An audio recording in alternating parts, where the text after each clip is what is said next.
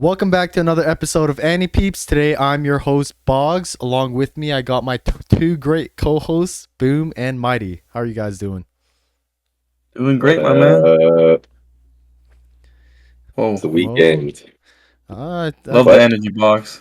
Yeah, thank you, thank you. I figured Mo will be a bit excited because today we will be talking about the summer 2024 anime season. Now that things are mostly wrapped up, I thought probably best to just do this. Um, Quite a lot to talk about, and I think compared to last season, I think we have quite a bit of overlaps, which is nice, but also enough diversity to maybe talk about some shows here or there, at least a little bit, just to give our opinion, whether we would recommend it to each other or our viewers, and all that good stuff. But yeah, I mean, I guess I'll do the quick picture of the day because it's pretty uh, relevant to what we will be talking about today. Don't cry because it's over. Smile because it happened. Not a meme. This is just a picture that kind of pertains to what we're talking about today. And also chose this one because season 2 for Free Ren was just announced. So 2 in 1 picture here for all of us. But Nice, nice. I guess glad you said this, man. I was gonna say I'm low energy because I'm sad this season's ending, but way to shed a positive light on it. Hey man, glad to hear it. And fall 2024. Personally, I probably won't be watching as much, but definitely quite a lot of stuff I am excited for. Namely ReZero, of course. But before we start off the list, I think I kind of want to hear your guys' opinion, generally about how you guys felt about this 2024 summer season. Good, bad, entertaining. What are you guys thinking? Mo, if you want to go first, or Yeah, I mean, for the most part, I think most things exceeded my expectations, and then there was just a couple that fell flat. So I mean, there's really a lot of either really good or I won't say bad because I think bad's too strong of a word, Yeah. but some that just didn't capture me like the others did. So Hmm. I was pleasantly surprised by this season. Nice, nice. Glad to hear it. Boom. um, for me, kind of similar to Mo, but for me, this season was just catch up, man. Y'all know it. I Yeah. was Yeah, yeah. had to grind through it. Was busy a little bit, but I feel like I'm usually on top of it. For other seasons, but this season catch up. But that doesn't mean like the shows were bad. It was just I didn't have time. But I think when that's I kind started of like a good, at least somewhat of a good indicator that you were able to catch up, because it feels kind of a weak season. And if I was yeah. like, 5 episodes behind on multiple shows, you Mhm. didn't drop some of these shows. So I think that at least speaks a lot. And like binging it, I was like, yes, Yeah, I yeah. know It's why like, I'm okay, watching it this show. worked You out. know? Yeah, some shows it's Yeah. definitely like maybe would have been better off binging, and maybe we'll talk about it once we talk about those shows specifically. But for me, I Mhm. think more or less pretty much same with you guys. I think there's definitely some big hitter shows for sure, which we'll definitely be talking about, as well as some of like the things that like Mo said caught me off surprise, like checked it out and like really liked it, so just kept watching it, and you know definitely kind of a busy season for me. I ended up watching quite a bit. There were definitely some sleepers in kind of in a bad way, but also some sleeping giants. So definitely was a fun season. But yeah, I guess we could just jump right into it. I think same as last season, spring 2024. We'll do the same format. We will start with sequels, and then we'll move on to some of the shows we watched that are carrying on from the spring 2024 season, and then we'll do all the kind of new things. So I guess we could just jump right into the first sequel show we'll be talking about today, and that is My Hero Academia Season 7. Yeah. So I mean, coming to the climax. I haven't read the manga, so I don't know how much more there is to come. But it feels like it's got to be like probably the going same Demon Slayer route. Maybe like a movie or two left. Mm-hmm. But Endgame. yeah, Endgame stuff. The only thing I'll say is it feels a little rushed from last season to this season. Like all of a sudden, Midoriya's pretty much mastered, mild spoilers, all the powers within One for All or All for One. I think it's All for One. So in that sense, like I know he was doing his own hidden training arc, fighting villains on his own. But Batman arc, right? yeah, his Batman shit. So, but I mean, otherwise, it's good fights. Seeing like the villains getting fleshed out even more, um, in this season is pretty nice. Author did a good job writing for those, and for some of the smaller, what are they called? Like secondary support characters as well. So Yeah. it's cool, but so it's hard to care about them so late in Endgame too, though. So. It is nice though things Thanks. are finally building up to Endgame, especially with, this being like season 7. Mhm. But It just sucks though, like the with the ending happening while this is going on. I mean, I saw so many spoilers, yeah. so it kind of took a lot of steam out of the show for me. Especially the spoilers that I saw, like it's almost like kind of a stupid ending. Ooh. So now maybe AOT Dang. fans can like kind of sympathize, Yeah. and maybe they'll do something different for the manga or anime ending. Man, spoilers are the absolute worst, man. Such a bad feeling. Like slightly Well, off topic, but the other day when I was making the Jeopardy, I was googling a question. I'm not even going to talk about what show, but I typed in like the show title or name, and it said whatever I typed in, there's like the recommended searches and there's a question. So it might not be a spoiler, but if someone quite a bit of people Google that, it's like, dude, what the heck, man? Mhm. yeah. But yeah, My Hero 7 season 7, I mean, didn't it definitely didn't sound like it was too good, but it was something as Dang. long as it wasn't the best, I should say, but something as long as Mhm. like where it's like 7 seasons, especially when it's like moving up to Endgame, definitely does require some lulls here or there, but um yeah. Yeah. Which got Which I don't know. I think My Hero's just an easy one to get into, so I think it's kind of like Demon Slayer. It's got mm, that hype. It's got the clout behind it. yeah. Shonen Jump, but I'm giving it a big Yeah, fair middle enough, fair thumb. So enough. not thumbs up, but not a thumbs down either. Not happy but not mad. There we go. There we Yeah. go. All right, on to the next. We have that time I got reincarnated as a slime season 3. Pretty much copy and paste what Mo said, except the maybe the end game kind of thing.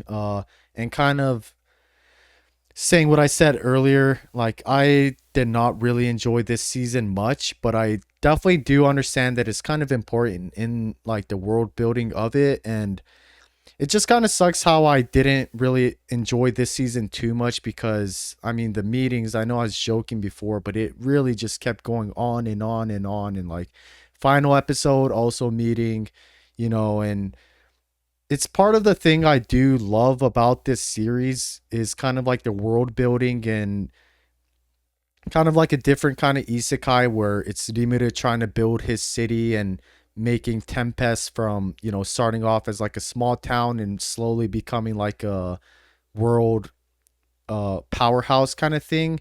So I do definitely understand like the public relation aspect is big. And a lot of like the interesting parts of that time I got reincarnated as a slime does come from that, as well as kind of like talking about some of the things that you don't really explore too much in other series, whether it's like finances. Like in this season, they mentioned like Rimuru trying to build his own town's currency so that, but when you make your own currency, like people have to trust your currency, otherwise they're not going to use it kind of thing. um so it's kind of like a double-edged sword where a lot of the things I do love about the series was kind of a bit too much for me this time and really did get boring with a lot of the meetings. And it's been some time since I watched the prior seasons too, so some of the characters didn't remember too much of them. But that's also kind of a double-edged sword because with like 3 seasons you get to learn a lot and a lot of characters. So it's kind of like the charm of the series itself. But for this season, I think it kind of did too much and didn't really balance it out too much. There were some interesting mini arcs here and there, but overall, um, didn't really enjoy it too much. I will still watch season 4. Hopefully, we the get to reap the rewards from all what the buildup was for this season. But more or less, in this, what Mo said about My Hero, mine's is a middle to down thumb tilt, like a southwest thumb point. Yeah. Yeah, like I understand why the season was needed, I guess, and I'm not even like a light novel reader, but I really did want more from this season, especially with this starting off. So, I mean, pretty like all right, and it just became a chore to watch, but yeah, Yeah. Crazy to have 24 episodes be like that. Like, it's one thing, like, Mushoku Tensei was kind of yeah, slow in one season and then a little yeah, slow in the next season, but it yeah. Just one of those where picked up, and for it to really, yeah, it just didn't like really quite pick up for this one, so that's just like kind of like the unfortunate part, but it is what it is. Trying through season 4, Boggs. We are rooting for you. Yep, yep. We'll see if all the build up paid off, but nonetheless, I respect it, even though I was disappointed. But yeah, on to the next. We have, I think oh no, this is not it, the final, but let's just start off with one of the pretty highly anticipated show of this season, Oshinoko. Yes, sir. Boom, you wanna take this off? Jeez, I'm gonna do it. I'm gonna do it unjustice, my man. Sorry, We it's just alright. talk about how we feel about it, right? I really, really, this is one of the ones I talked about in the beginning. Where this one, I think I watched 5 or 6 episodes, and then literally a couple days ago binged the rest of it. Um, for me, binging it was way better. But I did jot some notes down because I was watching it. I want to talk to you guys about it. I don't know if you guys remember, but one episode was dedicated to the guy. I think it was either, I'm pretty sure it was a purple hair guy. Like, I felt like he was, like, not that important of a character. We had, like, an OP scene in this episode, man. And for me, I didn't know who he was, but he just shined off in that portion. But Oshinoko really, really did enjoy it. talking about the guy he was kind of the, like, the worst actor in the crew, Yeah, right? like, just a pretty Yeah. boy.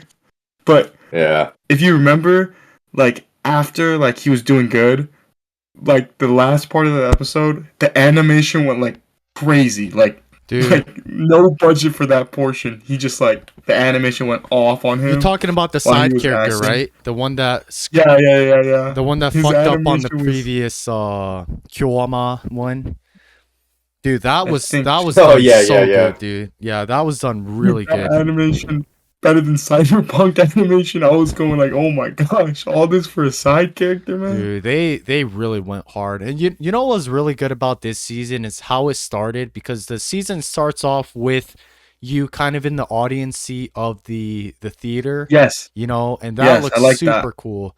Like like if you look closely, you actually do see like the characters during their intro, they're kind of waving, but you also see on the screen and stuff like that. Um, you know, Even co- the last part where like they're rotating and they're saying bye to the yeah, audience, that yeah, I even like gave it realistic feel. yeah, dude. No, I really enjoyed this one. I think this is one that I thought season 2 would probably be a slow one, and then season 3 would really pick things up. And on at the time of recording, there is one more episode left, but I think for the most part, theater arc obviously done. And then we all watched episode 12, right? Yes. Yes. Okay, so maybe spoilers for those who are not caught up on Oshinoko season 2 yet, but you know, Ruby found Goro slash Aqua's, past life's dead body. Yeah. Mhm. And the That was a episode sad ends. scene, dude. Yeah, It that's it yeah, dude. that Oshinoko And- still does it so well with that, Mhm. like where they end the episode. You know, it's Yeah, like yeah. why? And and even the episode before that with the presumably their real dad, right? Yes, Yep, yes, yep. yes. because At the graveyard. yeah, Woo! yeah. And then, let me ask you guys a question too, because I thought I was missing something, so I rewatched the whole episode. You know when Aqua's talking to Akane, and then she gets like a scared face look in her eyes? Yeah. I didn't understand So- that. Like I It's because when Ruby and when if it's spoiler, then No, don't no, say it. no, no. Obviously. Okay. So they kind of did a visual storytelling there because previous to that, when Aqua lost the eyes in his star, which at this point we assume to be his drive for revenge, right? Um, he talked to his half brother, and he came to the Yeah. conclusion that he can't get revenge because his actual blood Yeah, father's dead. But Akane is like a really smart character, which is kind of why Aqua wants to kind of use her. She's like a very smart, like studied character. Like she pretty much says that Aqua's kind of being blind to all this, where there's like a simple explanation, which is pretty much that like it was like a affair where both of their dads isn't the husband that died, if that makes sense. Yeah. So The it, mom, because what? they his What does that half mean? brother's mom cheated on yeah, him exactly. with Aqua's dad. That's Oh, why okay, okay. that's why they both end like murder suicide kind of deal. I understand. So And she doesn't want him to figure that out because yeah, because she's in a weird Gotcha. spot. It's like, should I tell him? But also, Aqua's finally looking happy. Like his much softer in terms of like his not, his happy now. Also felt super bad for Akane this whole season, man, because she's so sweet, man, and I I feel like mean- she's getting done dirty, man. As a It was Kana just fan, that on the break, man. yeah. It- Akane won in kind of like the theater arc, like that part, like Mhm. In terms of Aqua, Yeah. I think both the girls are really, really good, yeah. though. I also 100%. love them two together. Like Akane loves Kana. Like I think episode 12 there's a scene when, or maybe 11, like no, I think episode 12 where It's 12. It's 12. I know what yeah, you're talking yeah, about. and she's spamming pictures like Kana, and like you look at Akane, her phone's like zoomed in on Kana. She's like just spamming the picture button.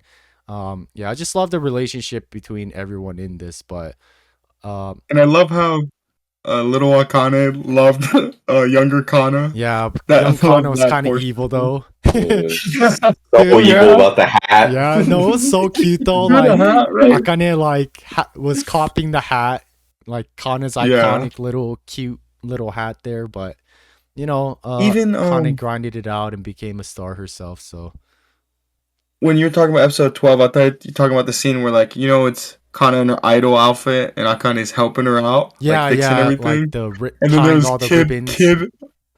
Yeah, and there was a kid Akane next to Akane, like Mhm. saying how hyped she is for helping Kana, Yeah. right? No, I definitely do dude. love the character relations, but yeah, no, as a manga reader for this one too, this is where pretty much where episode 12 and I'm assuming what episode 13 will be about. That's when things really pick back up for me too, because at least reading the manga, like the theater arc was cool and everything, but it wasn't anything crazy, and then some of like the mystery part came back when Aqua talks about Went back to to his the half hospital. brother doing all the Oh. DNA stuff, and then yeah, like you said, they go back to both where Aqua and Ruby were born, as well as where Sarina was being treated and Goro got killed. So I'm super excited to talk to you guys maybe off Look at you air name about dropping. episode 13, but yeah, no, definitely picking things up for season 13, and I think it's a good reminder for everyone that this is still like a kind of mystery revenge series still, Yeah, and I don't know about you guys, but if it would have ended on just like the theater arc, like that's the whole thing, I wouldn't have rated it high. Like the last portion is for me got me really like you said, like wants me to get excited for season 3 now. Yeah, you know? exactly. And like by like not to say it's bad at all, you know. Like I really think they killed it in the theater arc too. Like you mentioned earlier with the scene where they had no reason to go that hard kind of thing, you know. But I liked it because they did it for him, but then the next, I think it was next episode, it was more Kana based. Yeah, And then yeah. she got her epic, and then Akane got one. No, it was Also, really side cool. note, Akane's character was my favorite character in the theater, dude. Yeah. The white hair, that OP man. Yeah. And like the Kana flashback was really good too. I don't know if you remember, there's like a scene where kind of the music stops and like Akane's right interface and everything. But no, I think it was super well done on, again, getting back to the mystery aspect of it and kind of what Boom was talking about. They did not hold back at all in the animation front. And I mean, I guess if you guys have nothing else to talk about for Oshinoko, we can move on. But I think by the sounds of it, we all enjoyed it a lot. Shout out to the Definitely. mangaka too. Yeah. Oh yeah, yeah. Like, She was super mean, and of her, I course. think her senpai, right? Hmm. If I remember correctly, I like both their character designs, man. Yeah. Yeah. So that's Oshinoko. And I guess one last thing before we move from Oshinoko, the date with Kana was super cute. Yes. And I Um, can't believe Aqua she was too bragged to smooth. Akane he's a about it. beast, man. It's funny, like he's used to it. Like Kana thinks he's a player, but it's because, you know, Yeah. he's a doctor in his past life and is also like mature for his age. But yeah, super. I mean, Bro, I why did think he this tell season her? was good. He Uh, made her reservation, man. I know. And said, okay, should we go home? And then like, no, I'm hungry. And goes to like Big a hard to brain. get spot that requires a reservation. And he like paid for a drink and everything. Hopefully, this tilts things towards the Kana direction. Sorry, Mo, but you know we need some Uh, Kana points here. I don't know, man. I feel bad for Akane, man. Hey, She man, she had her time to shine, but this was a Kane this is season. Kana. Man, Akane kissed. They kissed so previous season. So you know, time for I Kana don't. to. I feel like she's giving up. You know what I mean? She's like, she's kind of letting Aqua go with Kana. You know what I mean? That's what it seems like, at least. I think Hopefully, it's not. there's kind of a point where like they kind of because Akane definitely sees more of the bigger picture compared to Kana. You know, like Kana just sees Aqua as like a guy he likes or she likes from a young age, but Akane knows that, you know, Aqua is trying to kill someone in the industry, so he definitely knows some of the backside as well as the fact that she's been kind of used to for that to progress that plot. But yeah, so that's Oshinoko. We all definitely enjoyed it. Um, and then I think we have two more sequels. We'll start off with Tower of God season 2 for, I think, is it just Boom for this one? I think Yep. so. Yep. Low key, kind of a letdown. Took us a while to get season 2, and had to watch a recap for season 1 because it's been that long. But I remember season 1 being like such a good, like I really really enjoyed it. This one started off kind of slow, but towards the end, I don't know if it's finished yet or is it gonna keep going because I keep looking online. And everything's saying it might have more episodes or it might be done with the season, but towards the end, you see I'm gonna butcher the name. The main character with long hair to the right. You see him grow, and I don't want to spoil it because it's gonna be a big spoiler. But I give it a good 7 out of 10 on my mouth for sure. Fair enough. Fair enough. Hopefully Pretty not too good. long Yeah. before we get a season 3, or hopefully it's a 24 episode season. But What did you think it ended at a weird spot, or you just kind of left wanting more kind of deal? well, I'm one episode behind, but I was trying to search it up because I was gonna see if I wanted to grind it out before today. Mm-hmm. And it was like no matter where I looked, it was like it's either gonna end on that episode or it's gonna keep going. So and even on Gotcha. Mal, it's like a question mark if that makes sense. Yeah. Yeah. So I hate. Mhm. Yeah, I see. I but see. yeah. Um. So that is Tower of God season 2, and I actually made a mistake. We have two more sequels, and the first Don't do first that one. again. Yeah, we'll do my best. Next one's pretty quick one. Megami no Cafe Terrace second season. This one was kind of a letdown. TBH. I mean, I definitely enjoyed the first season much better. This one kind of pushed things a little too much, I feel like, in terms of like cheesy sexual jokes, as well as even, kind of the romantic buildup of things. Um I don't know if I want to say some stuff in case you guys do watch it, because some will be spoilers, but um yeah, I mean, overall I feel like it definitely killed a bit of the charm that I saw in it in the first season. Um and kind of not a big fan of like how things are progressing in regards to how at least the three girls, Akane, Shiragiku, and Riho, kind of compete with each other for uh Hayato. It's I don't know. It was just a bit like kind of took me out of it really. Don't really like how they're competing for him. It's a bit too much on the aggressive side. I still do like all the girls as well as the main male protagonist in this series. So, I'll definitely be watching season 3, but hoping for a better third season if we do get one. So, Nice. and I will say, I think, Unfortunate. yeah, unfortunate. I will say my best girl for this series might have tilted. I think it's still Akane, which is the girl you see on the bottom left there, but I definitely do see Riho, which is on the bottom right, being like a close competitor. I'd put Oka in there too in the middle left, but she's not really kind of in the race at the moment, but you never know with this kind of stuff. So yeah, That's funny because I think me and Mo will pick the top right, if you know what I mean. Yeah. she's definitely not in the race, but Oof. yeah, Dang. like kind of what I meant in like this one. This isn't really like a spoiler because it's not like a big plot point, but like she just lets him touch her boobs in the onsen, and it's just like, dude, what is this, man? But Yeah, What's the just show called fan again? service for fan service's sake. yeah, but at the cost of kind of like, because we know at the end he's gonna end up with one of them, so like, I don't know. Yeah. Maybe I'm just not enjoying it as like kind of like a etchy harem, but definitely not liking the pivot season 2 is taken with this series.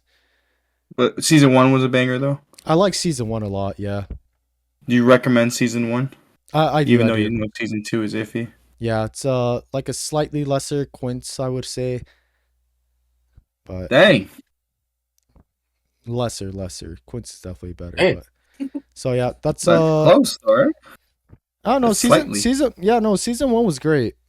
Season 2 not so great, but again, we'll be watching season 3. We'll see how it goes. I need to see. I need to see if my girl wins this one. So, um, yeah. So that's Nice. Megami no Cafe Terrace's second season, and then we'll end things off for the sequels that aired for this season, and that is Monogatari off in Monster season.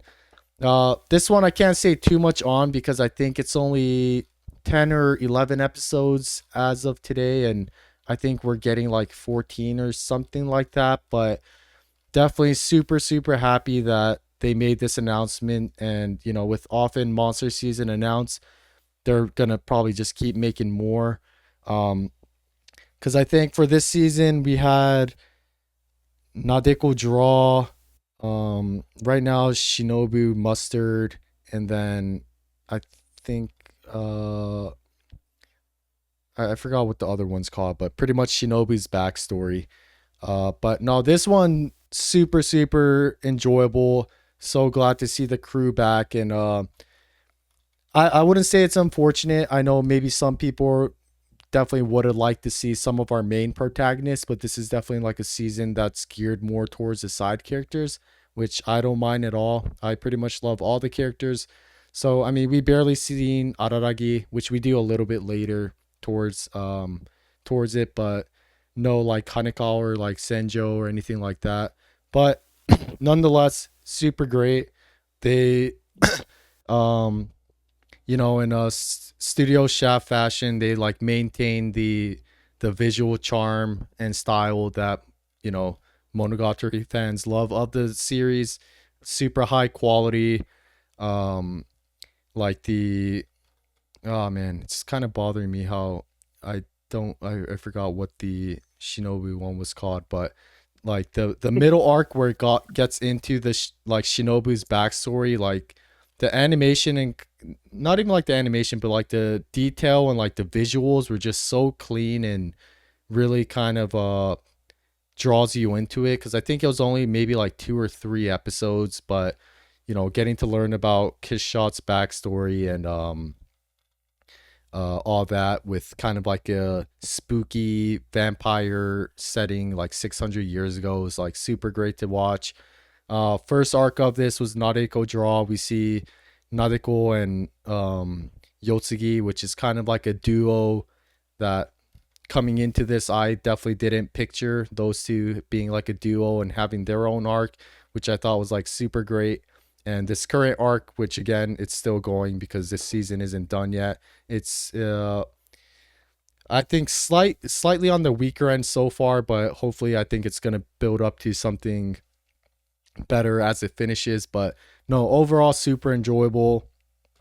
And yeah, can't emphasize enough that I'm so glad Monogatari's back and probably just gonna keep making more. So definitely like a big thumbs up for me on off in monster season. So Happy for you, little bro. thank you, man. Thank you. Monogatari fans are so back. Looking forward to it in 4 years once I catch up with the series. Hey man, hopefully by then there will be a lot more, and you'll be you'll be a Monogatari fan at that point, and you'll just be happy that there's a lot left in it. So Yeah. but yeah, that's Monogatari off in monster season. And I think that closes it off for sequels for this season, and then we'll move on to a couple seasons that are I think only 2 seasons that are carried on from last one, excluding Tinsura. And the first one is Spice and Wolf, kind of a weird one because like it's not a sequel, it's just kind of a remake. And this is again continuing on from last season. So I won't talk about it too much. Pretty much just copy and paste everything I said about the previous season. So if you guys are curious, check out the spring 2024 one. But pretty much the big emphasis on it, definitely maintain the charm that is Spice and Wolf. Hollow and Lawrence's banter back and forth. It's just like very clever and charming dialogue between the two. I definitely enjoy this as much as I enjoyed the original one. And just having this is a good sign in general, kind of like Fruits Basket.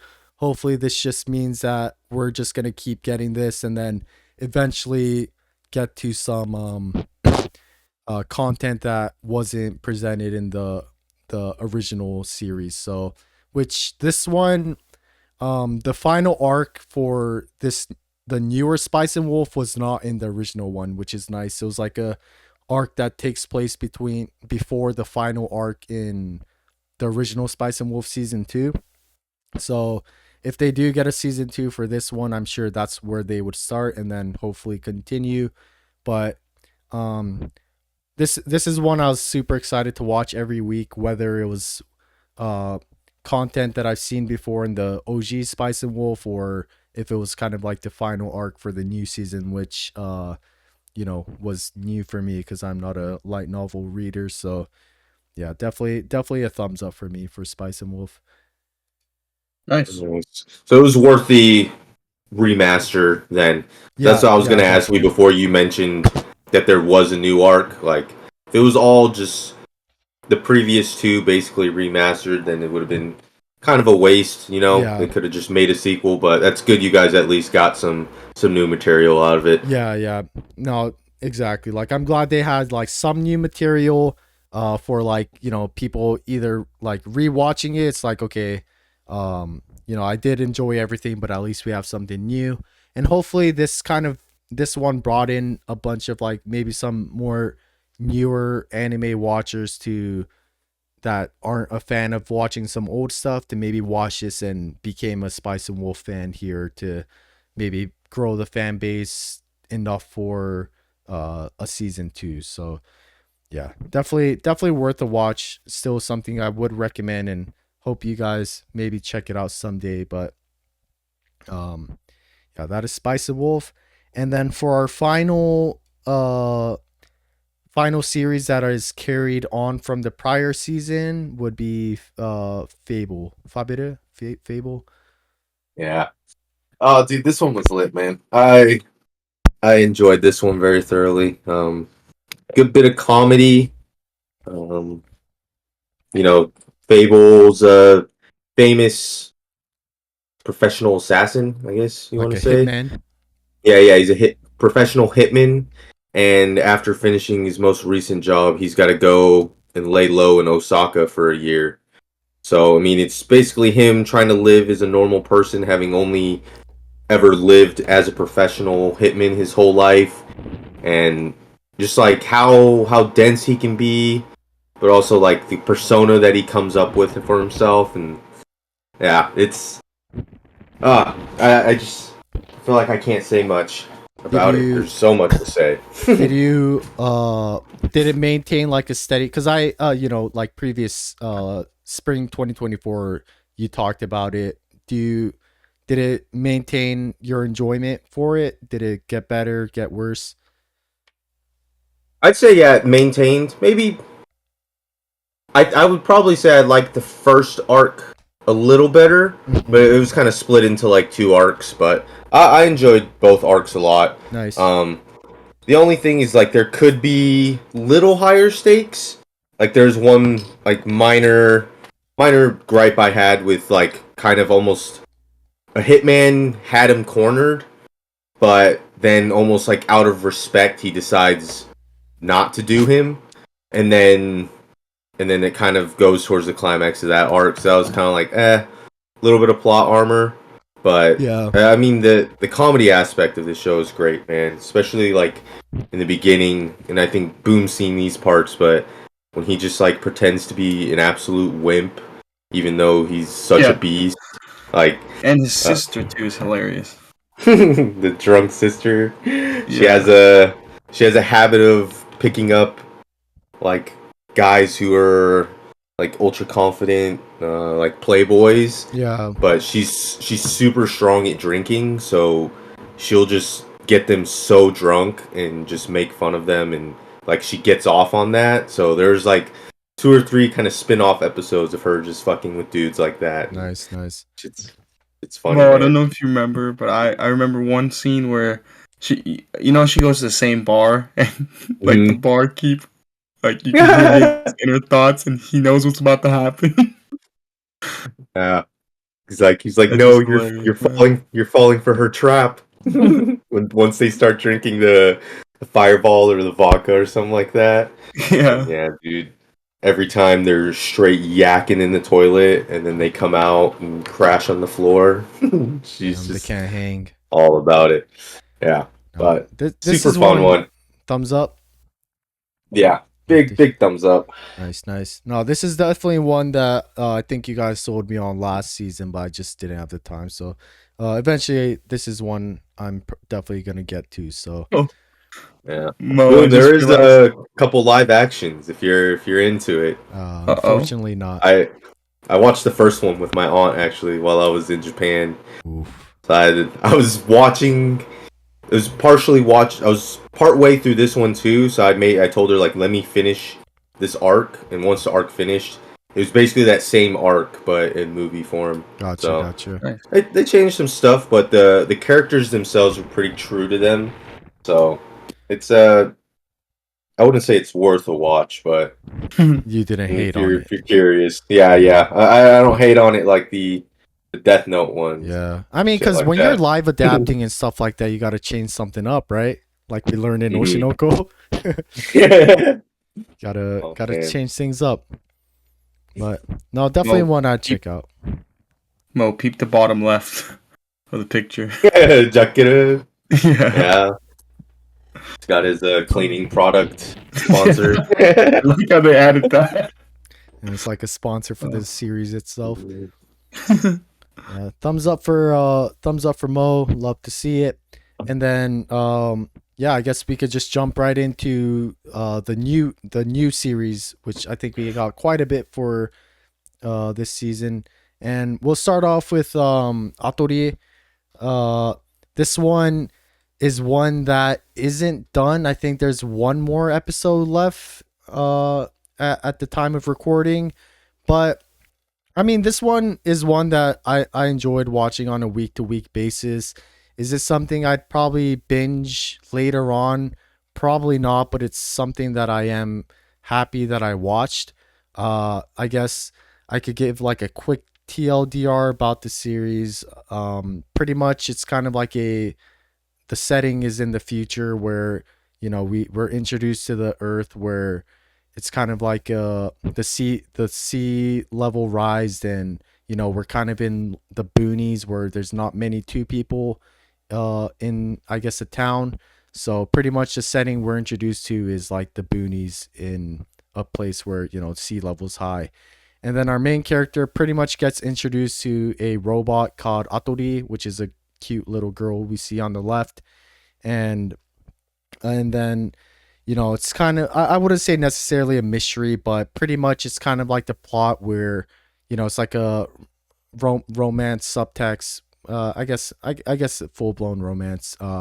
But pretty much a majority of the series kind of tackles themes of whether Atori has a heart, because she's like a very high functioning, high tech robot that's pretty indistinguishable from a human.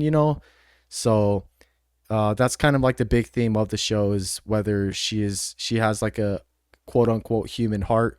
And things are kind of building up right now, which I don't necessarily care too much about the bigger plot with like our main character Natsuki and his grandma's relationship, because his grandma's the one that had Atori, which got introduced to Natsuki at a future date, and then now they're kind of together.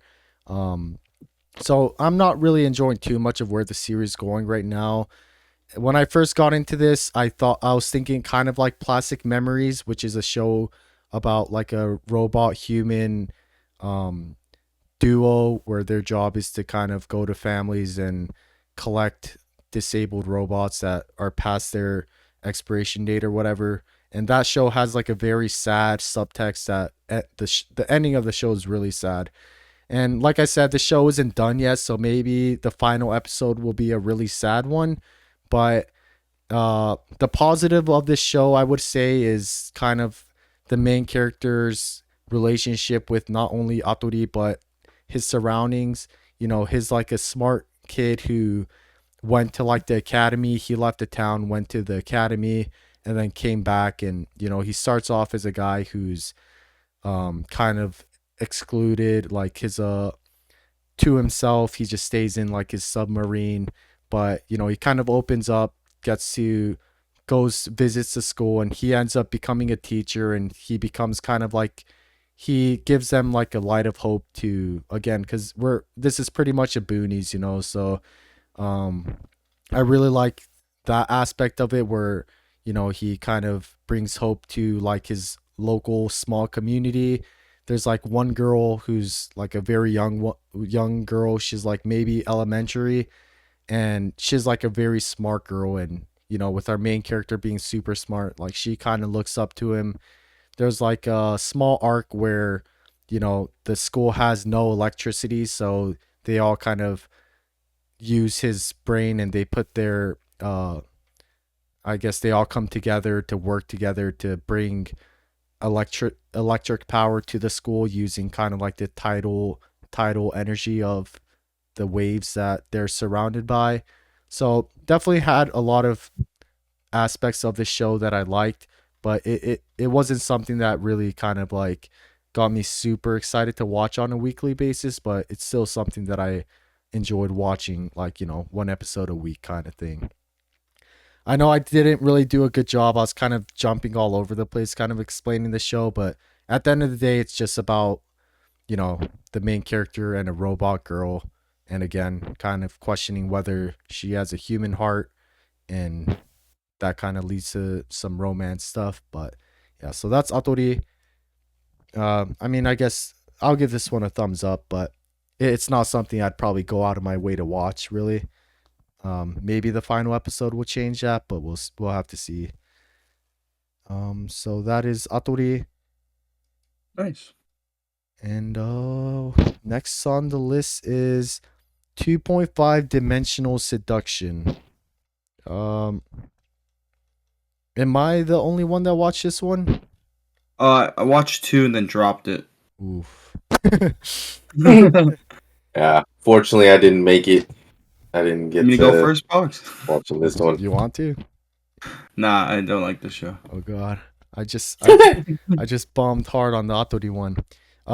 But this one, there's not really too much to talk about. This is pretty much like a kind of ecchi show, which is kind of like a complaint I had. It's like, because the source material for this one is actually ecchi. This one wasn't, it has an ecchi tag, but it wasn't really ecchi. I feel like this one probably could have just went there.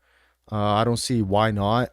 But, we got, you can't see in this picture, but this, like, if I were to explain this show, I'd just say Mash Kirillite from Fate Grand Order picks up cosplaying because she looks like Mash. But Yo, is this a fake picture? This is no, this is just the American cover. Yeah, this is American. Oh. I think maybe because I know the original picture is them in their normal form. This is all them. Okay. Because there's one that looks like Mudding from Yeah. Heroines. That's the I was top looking at the left mouth. one. I was like, yo, what? Yeah, this And now that is you mention it, it's this is not them in the cosplay. cosplay. Yeah, this is them in the cosplay Okay. form. But yeah, I guess main synopsis is pretty much our main male protagonist. I forget his name, and Ririsa, which is she's cosplayed as the blonde girl there, and so she's super into cosplay. Namely, I forgot it's called like Dededede or something, but she's very into like cosplaying, especially like the characters she's cosplayed as you can see on the screen. And our main male protagonist, he's just kind of like an otaku, doesn't really care too much about cosplaying, but he really loves the character that she's cosplaying as. So there's kind of like some romantic build up there, but as of right now where the season ended, it's still, they don't realize it's kind of they end up becoming a duo. He becomes her cameraman, and go chase your dreams of becoming the best cosplayer out there kind of thing. So that's pretty much what happens in the show. Romantically, we're kind of at the point where, I really like you, but it's not romantically, it's as a partner kind of thing. But we all know that they're going to become together. I do like the cosplay scenes. I think like the final arc where they go to Yokosuka to cosplay, I thought that was like a pretty cool one. But again, this one was nothing crazy. It's just like it was available once a week, so I just checked it out. This is also one I probably wouldn't go out of my way to watch. One big issue I kind of had about this show is they kind of like introduced some characters that, like, there was like a childhood friend of the male protagonist that we got introduced to, and she had like a small arc, but nothing really happened with her. Maybe if we get a season 2, we'll see more of her, but pretty like nothing crazy. This is like a normal show. I mean, it was cool, but that's about it. It's just, cameraman and go. I'll take your pictures, make you the best cosplayer out there. It's pretty much like a downgraded dress up darling. So That's what I was Big gonna say. When I downgrade. saw the trailer, it mhm. basically was just a kind of etchy my dress up darling with a more outgoing Yeah.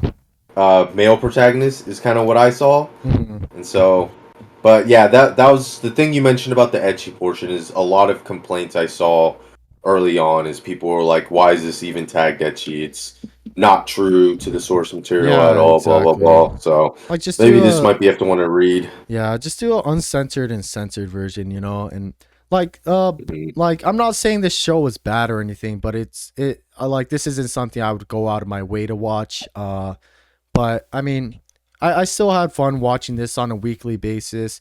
There were like some like pretty funny and like pretty cute scenes here and there, but you know, nothing special. And then so that was 2.5 Dimensional Seduction. Next up we have Pseudo Harem, Giji Harem. Uh I Mm. only watched one, maybe two episodes of this. I didn't drop it. I just didn't continue. So I'll let I'll let Mo take Damn, this one. damn. Dude, I this one was a two huge thumbs up for me. I mean, this one was just so Let's wholesome. go. Um, Pacing wise, I think it was kind of a weird one for them to do. I think there's like 8 volumes, so not enough for 2 seasons. A little too much for one. So I think the end, especially the finale, was a little rushed. Because like what it kind of goes through her from her freshman year all the way up to third year within 12 episodes. But I did like the fact that like kind of their relationship was off the bat like they clicked really well. He works as a stage manager, stage producer in the school's theater club, and she was just a new coming actor, and like he would just kind of always show up around her. And then I mean the best part is their pseudo harem that she comes up with like personas She's while she was a acting. she's a super waifu. Yeah, dude, she was like 7 waifus in one. So she was awesome, man. Like But I don't know. how'd you feel about the male protagonist? Like he like first episode I was kind of not like that's why I was like I'll catch up to this like it's on hold for me. I I didn't mind him because Okay. it felt very like almost realistic. Realistic might be the wrong word, but like if I was in his situation, it's like, oh, that's me. But How he was reacting and stuff like that, like I could see myself reacting that same way. So I felt like it was pretty. He was just a wholesome MC. Like he okay. had his moments, but like he'd say some corny line to her, and then he'd cringe at himself, or like she'd do some of her put on some of her acts, and he'd get all flustered by her stuff. So I really like their dynamic. Like at Gotcha, the end of the gotcha. day, like she's always putting on an act for him, but also like cringing at it too. Mhm. Um, No, yeah, I don't want to she's spoil definitely it for cutie you. though. So good, man. Yeah, just overall, just super wholesome more Okay. than anything. Like No, that's good. That's the good. lot of like flirty little stuff. They do have some good progression too, and yeah, I'll leave it at that because I don't want to spoil it for you in case you do decide to No, watch it. this But one, I was gonna start. I kind of wanted to binge by today, but didn't watch yesterday. And then today there was a few other stuff I had to finish. So I was like, okay, there's no way I could catch up for today. So yeah, uh, Sayori, what is it? Hayama? I can't remember her last name right now, but Miss Your.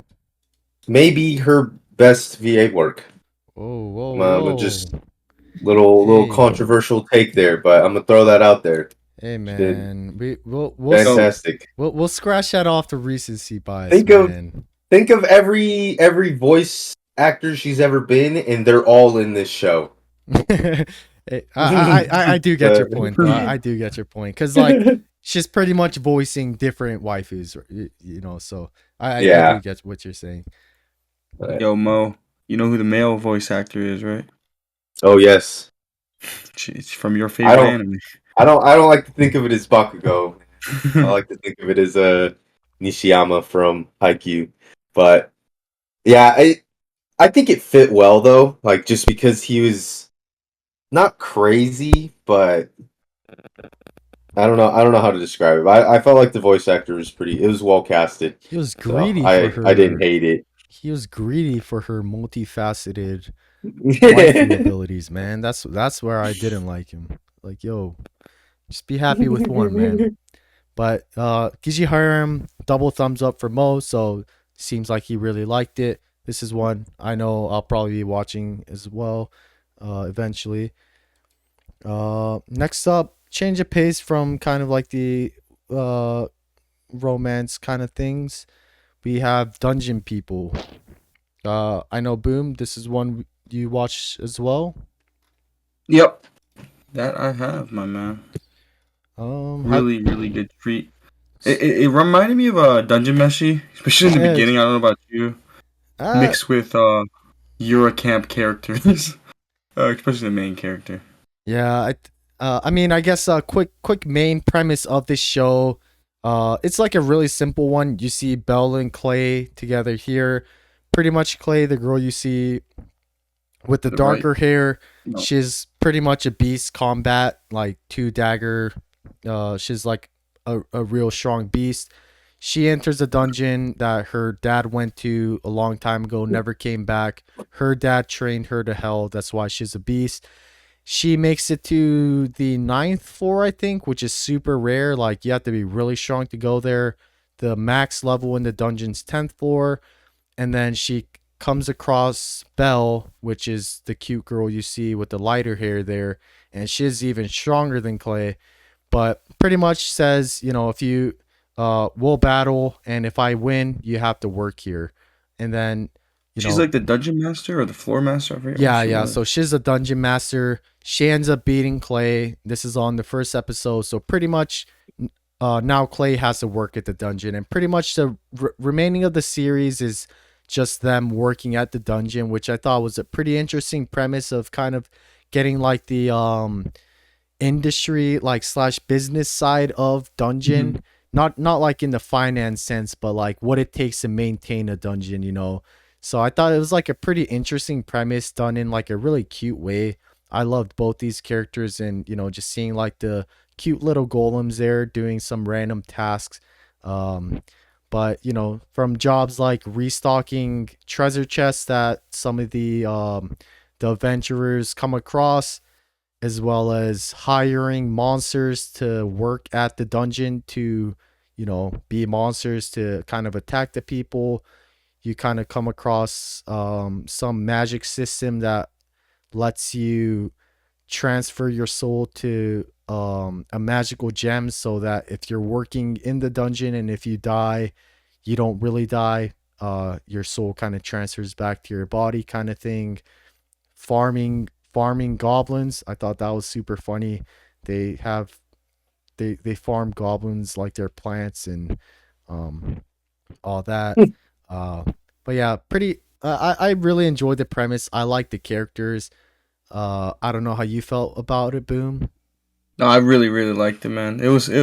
Like you touched on like the funny parts of the show. Even like when you first realize, I think it's like episode 2 or 1 where like one of the big goblins like because like if you're going to a dungeon, you don't think they can speak, right? And he starts talking, Yeah, and then you realize like they're just doing a job. yeah, That's yeah. hilarious too. It Like just everyone's catches you working off guard, together. right? Because like the first Yeah, yeah. episode, she's versing some, like, I think the seventh floor boss, the floor boss, and Is it then the one where like it he was like a talks to her and then bull. he gets in Yeah, trouble, right? yes. And kind of like you see in the picture, they accidentally break a wall, and then the floor boss is like, "Oh no, like we broke the wall." And she's like, "Wait, you speak?" kind of thing. Yeah. And then later on you realize, like, a lot of these monsters are just hired to work there to Yeah. do their monster things. And I think there's also a scene later or midway through. It was like a couple skeletons just walking in the hallway, and she's like looking at them, and they're just like, it looks like they don't want to go to work. They're still Yeah. walking down the hallway. No, this Yeah, it's hilarious. Good and vibes. yeah, Cute, wholesome yeah, show. exactly. Like the good vibes and wholesomeness because Clay has no party. She was like a lone wolf kind of adventurer. I mean, she was in the Dude, assassin guild or whatever. They just both want a friend. More so on she's Belle's side, literally but what is it? Yui from no, what is it? sh- What's the main character from Eurocamp? Is it what is it? Nadeshiko or Yui? Oh, No, no, no, no, Shimarin. Yeah, the no. eyes, right? Like, and how she talks, But just like her like she's a mannerisms. lone wolf. Yeah, No, Lin, yeah, right? Shimarin. Yeah. Yeah. Like she's a lone wolf. Like literally, if she didn't take up camping, wanted to be a Yeah, badass. yeah. This is her, Like the dude. hair color and the Haircut eyes too. too. Yeah, Like the dude. younger, when she was younger, she had the Hmm. haircut from Eurocamp. And yeah, Dude, they look such alike. no, not now that you mention it, it's hard to unsee it. But yeah, Yeah. her and Belle's relationship, because Belle's super OP. Like she didn't really need to hire her. She just kind of wanted a friend. And one thing too, before we wrap things up, is that this show actually kind of got graphic at some scenes, like the fight scenes, like got pretty bloody here and there, which was kind of surprising for at least the design and the vibes of the show because there's like one scene where they're like hiring people so they kind of portal in some monsters who sent in their resume slash application, but some person who wasn't matching the picture comes up and it turns out he killed the person who was trying to get the job. This guy tries to kill Belle and Belle just absolutely destroys him. So no, I agree with Great Boom. show, dude. Yeah, it was great, fun, cute, wholesome. It was a nice one to watch on a weekly basis for sure. So, uh, Two big thumbs up, my man. yes, sir. So that is Dungeon People. On to the next is one that had extreme hype and anticipation coming into this season. We got my dear friend Nokotan or Shikanoko. Man, Yikes. That's the only where word. do we start, man? I felt like the first two episodes were so strong, and then I guess the tropes and the jokes just kind of like ran out of steam. Mm. I was trying to do the sound effect when the big deer comes. The dome or something. I Chico. hated that. I just didn't like that. Like I don't know if they were trying to be funny with the Chica stuff, but Like, I I wasn't a like the fan of that. sister. Like I think it was a contest or whatever episode. I Yeah, like I that. yeah. low-key hated that part, man. But hands down, y'all can't lie. That opening is still one of the best openings, Yeah, man. opening's a cute catchy one. I don't know. I mean like, this is one that people are super excited for because like some of like the random crazy maybe like Nichijou kind of vibes going on. I didn't really hate this. I think this Did you show finish it? I finished it, yeah. Oh, okay. Like I think this show did too much at sometimes and maybe did a lot of jokes that was a miss for me, but this one did like have a like few funny moments in here and I really like the characters. Like I loved Koshitang. Um Shikanoko, like at least some of the bad parts of it I didn't like is like some of her jokes where her forehead pops off or her horn is like multi purpose kind of stuff. Like I said earlier, the Sheikah stuff with, maybe some of like the real life deers come out wasn't too big of a fan of. But I mean I thought they nailed some stuff pretty good. But again, I think sometimes they went too far where like Nokotan does kind of like the masculine, maybe like Fist of the North Star looking face, you know. That should have me weak. I mean, I think, yeah, you made a good point. Like, I think the characters were all great in the show. Just, I think the lack of any plot structure Hmm. that gave them almost too much freedom. Like the episode where they were supposed to go to like meet for New Year's, and Shikanoko was The the god. goddess of Yeah. the like. I was like, what? Or like the one where she had the part-time job at Mhm. the Cafe. sheep. No, Oh she was no a no yeah part-time job at the yeah yeah at the yeah sheep yeah yeah farm, yeah. or not the farm, but I was like, what? I don't know. Just like some of those, like you said, like the jokes just didn't land too much for me, and I Mm-hmm. think that Megami one was like the last episode I watched. Okay okay. I didn't like necessarily drop it. Like it's still, I might go back and finish it because I think there's only what four episodes left for me, Mm-hmm. but I didn't prioritize it for today's recording. Gotcha gotcha. Um, to your point though, with where you said they had a little too much freedom, I do have to agree. I don't think you guys mind some spoilers for the final, right?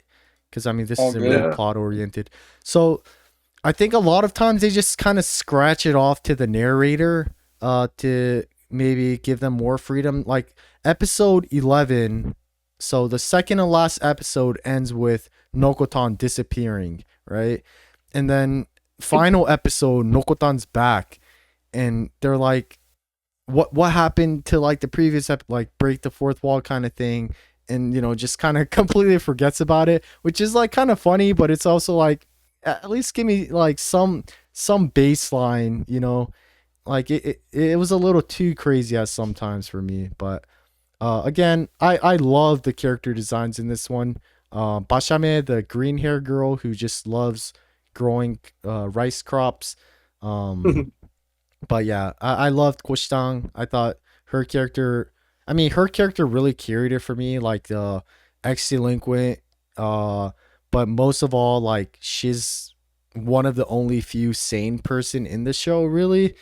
Uh, Mhm. and like she's kind of sometimes treated as almost crazy for not being crazy, like everyone just so out there kind of thing.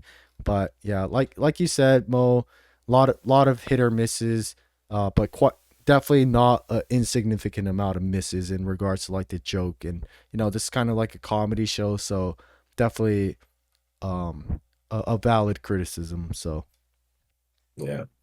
It ain't got nothing on Nichijou, man. yeah, yeah, not by a long shot. Uh, but still was one I still it was cool watching week to week. Sometimes I enjoyed it more than others, but that is Shikanoko. Again, to Boom's point, the opening was definitely super catchy. Next up on the list we have uh VTuber Legend, how I went viral after forgetting to turn off my stream. Uh did you guys watch this or complete or Nope. okay. I really wanted to, but I like the MC's character design a lot, but I didn't get around to it. Okay, okay, got you. So I won't spoil too much. Not like there is anything to spoil really. This is kind of Mm. like a VTuber show. First episode starts off as our main character. She goes by Awayuki. She's like a VTuber, obviously, and she has her VTuber persona is like a very mellow, relaxing, kind girl. Excuse me. And so once she's done, she ends her stream and she opens a gachizero, which is pretty much like a strong chuhai, but that's what they call it there. She opens it, she gets drunk, and she's just like viewing other people in live on, which is kind of like their um conglomerate VTuber company kind of thing, like Niji Sanji of this world. Mm. And she's just like looking at her peers' videos, and she's like tipsy, just commenting on it. Like you can see on the bottom right of the picture, there's a Gachizero can. But yeah, she's just watching her peers' videos and just saying a lot of out of pocket stuff. And it turns out that her stream was not ended. So a bunch of her listeners are just like listening to her rant and saying about a bunch of out of pocket stuff. Not in a disrespectful way, but in a uh just way outside of her personality that her VTuber avatar represents. And that goes viral because, she thought she ended her stream. So many people listened to that. And, she thinks that her career's over, blah blah blah. But fans liked it, so she also has she makes a second VTuber character, and Shuwa-chan, and that's her like second persona where she drinks, you know. So that, and then the rest of the series is just her kind of collabing with her peers within the same company, and kind of, you know, uh I mean, she like, as Shuwa-chan, her drunk persona, she says a bunch of like out of pocket stuff, which is actually pretty hilarious. Like, she's kind of like a VTuber industry otaku kind of stuff. Like, she really loves watching, you know, her peers and stuff like that. But rest of the series is pretty much, you know, her collabing and streaming is normally. But what I thought this was super cool is like each episode, it's kind of like you're watching like a VTuber, you know. So like like it's almost like you are watching her streams, which like felt pretty cool. You know, you just like, you watch an episode and the episode ends and you're kind of like, oh, okay, like her stream's done kind of vibes. So I thought that was pretty like interesting. I thought it was like super cool how they did that. And a lot of like references in this show, uh which is like pretty appropriate with, like, you know, the VTubing world too. Like um it definitely dives deep in the culture, I guess is what I would say. Like, you know, they do talk about like the white shorts cards. They have a bunch of references. There's not I can't think of much off the top of my head. I'm like, I do remember there was like a kaiji reference at one point. There was they had a high school DxD reference. They had a uh I want to eat your pancreas reference. Um and you know, like I don't know what the game's called, but you know, like the games that streamers do where they literally just climb up, and then when they fall and lose like 3 hours worth of work. You know what I'm talking Only about? up? I think that one. Like, Or like the hammer one? I know there's a hammer one too. it's the one where they No, just it's- climb towards the sky, and then when you Yeah, they're fall, just running on all kinds of obstacles, yeah, right? yeah. Like they play that in the game. There's also like they even play their own version of Among Us, which was pretty awesome to watch. Um, and it was I super have cool to watch too. this shit.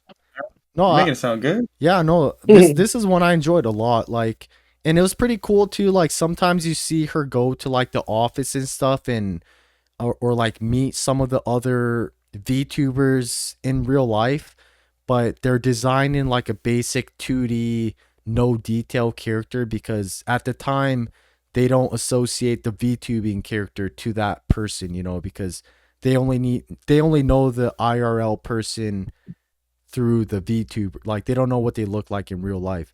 And then once they meet each other, you know, like then you get some details to the character.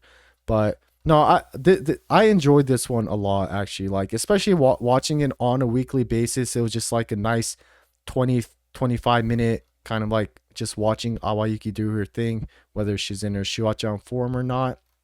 And I think the finale was really great. Shouts out Peanuts-kun. All right. No way. Yeah, dude. This, I guess, spoiler, but it, and like, this is coming from someone who like does not. I'm not in this. This isn't my. You know, I don't watch VTubers. I only watch like clips here and there and Peanuts-kun. You know. But I enjoyed it a lot, so I can imagine like someone who's very into this world. At the end of the season, like the season finale, her stream ends, and it's kind of like the YouTube pop up where there's like a recommended ones, and the middle one's Kizuna Ai, and like she clicks it, and they do like a 30-second homage to like some pretty big VTubers. And I imagine like if you've been like a VTuber fan for like many years, like I'm sure that would have hit home for you guys. So like I'm not one of that, and it still hit home for me.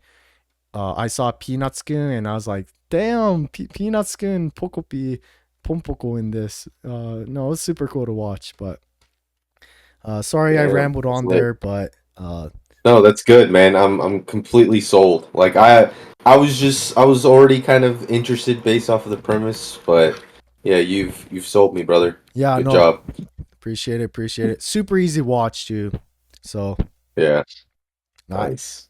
and if you don't watch it, just go to 13th episode, like last 1 minute. And also, before I move forward, also loved the opening was crazy and I loved it, and the ED was also like each episode pretty unique. So definitely did enjoy that aspect of it, which I guess does segue me to the next one we'll talk about, which is Adia, because this one each ending was different as well. Mhm. Um, Mo or Boom, you wanna start us off with this one?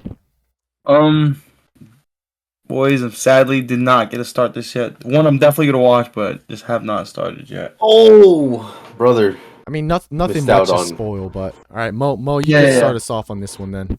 All right, Yeah, if you you go to missed out. spoilers, all good. Missed out on peak, brother. I mean, you got Kuzekun, who's kind of a Chad, right? He's like a pretty smart kid, but doesn't like to try in school. And he happens to speak Russian because of a childhood friend that he had, um, that used to speak Russian to him, and so he kind of picked it up. And then he sits next to Adia, which is like the new student who transfers in. She doesn't really have any friends. She's kind of really quiet, but she's like number one in the class. But she like will say little things in Russian and thinking he doesn't understand it. So it's really cool to kind of see their relationship grow between them. And like she just says all these things. Like you can tell they're slowly starting to like each other. And she says things like, oh, you're cute when you do something like that. And he kind of like panics a little bit. And she's like, whoa, like, why is he acting like that? But also such a great cast of characters, too. I mean, probably sister of the season in Yuki and Masha, Alia's sister, like, both top notch. Even the maid, and Oh, then the maid was awesome. maid was too clutch, She man. didn't have Especially too the many. She didn't have too much appearances, but she she was a was cutie. she's totally present in the last like what 4 or 5 episodes. Yeah.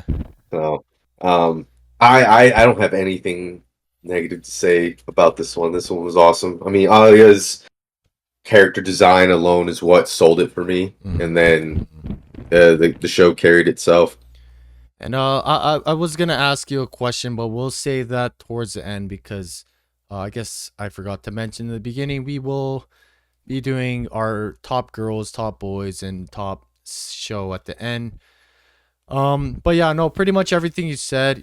Like this is a show that satisfied everything that I'm looking for when going into a show like this. So, I think they nailed everything. Like you said, character design, diversity of the cast, and it's always nice when the MC's a Chad and not someone where kind of annoying to watch.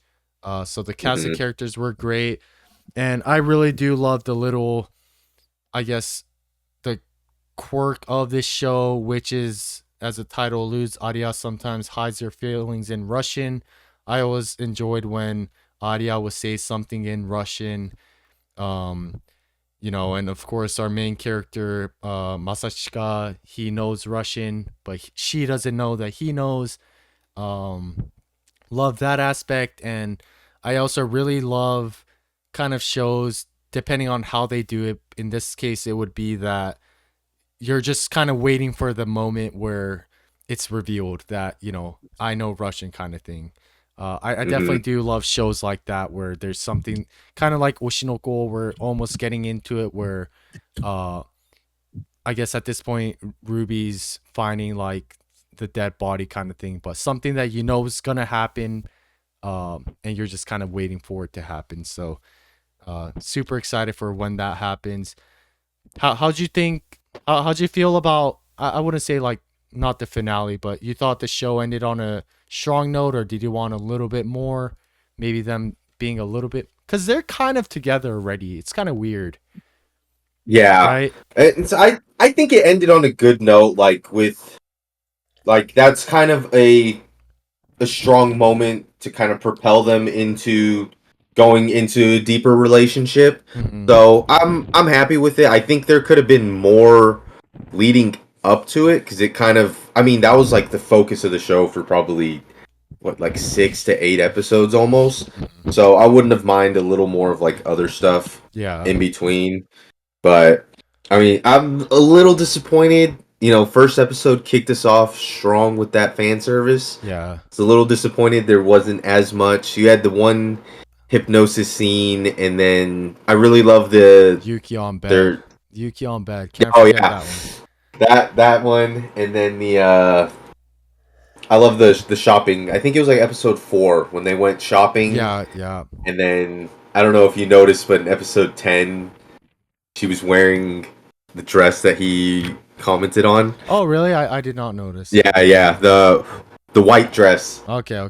He commented on it, and then she closed the curtain and was like, "Oh my god, I can't believe Yeah. he said that to me." And then yeah, she was wearing that dress when they met up. So Definitely do love I thought her that quirks, was too. nice touch. Even stuff like the spicy food, but and also Yeah, how could I forget when I was talking earlier about, the reveal we're all waiting for, the reveal of Arya finding out that Yuki is actually his sister. Oh yeah, I know. That one's crazy. It's crazy that she hasn't asked, because I mean, I guess it just seems like they're old friends, but and with their the last maid names are involved, different. Yeah, yeah. like, Like towards the end, she's like, Yuki ordered me to help him. He's like slipping yeah, him pills and stuff, crazy stuff. yeah, for real. What was she doing there, man? She was just gonna stand there next to him. Yeah, He didn't order her to leave, dude, for but real. yeah, No, absolute big thumbs up for me. banger. So yeah, had everything I look for in shows like this. So absolutely glad that this happened and season 2 announced. So something to look forward to. That is Adia sometimes hides her feelings in Russian. Next up, we have Big Chocolate Elf. Boom, did you watch this one too, or? Yep. How Right. could I not, man? Boom, take this off for us, man. What you want me to say, man? Fantastic show. Mo, Amen. 2 big reasons, am I right? 3, including body. Bro. Yeah, I guess.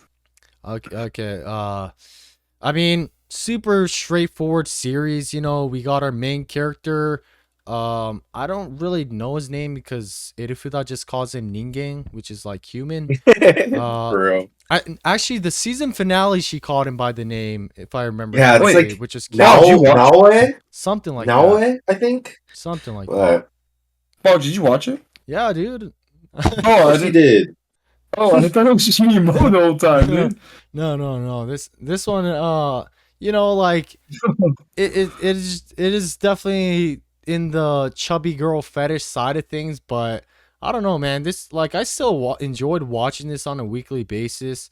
I think off air, maybe it's both of you guys, and both of you guys said it's only 12 episodes or 12-minute episodes, so it's kind of Yep. like, I'll just watch it. Main premise is like Irifuda, our chunky elf in the front there with the potatoes.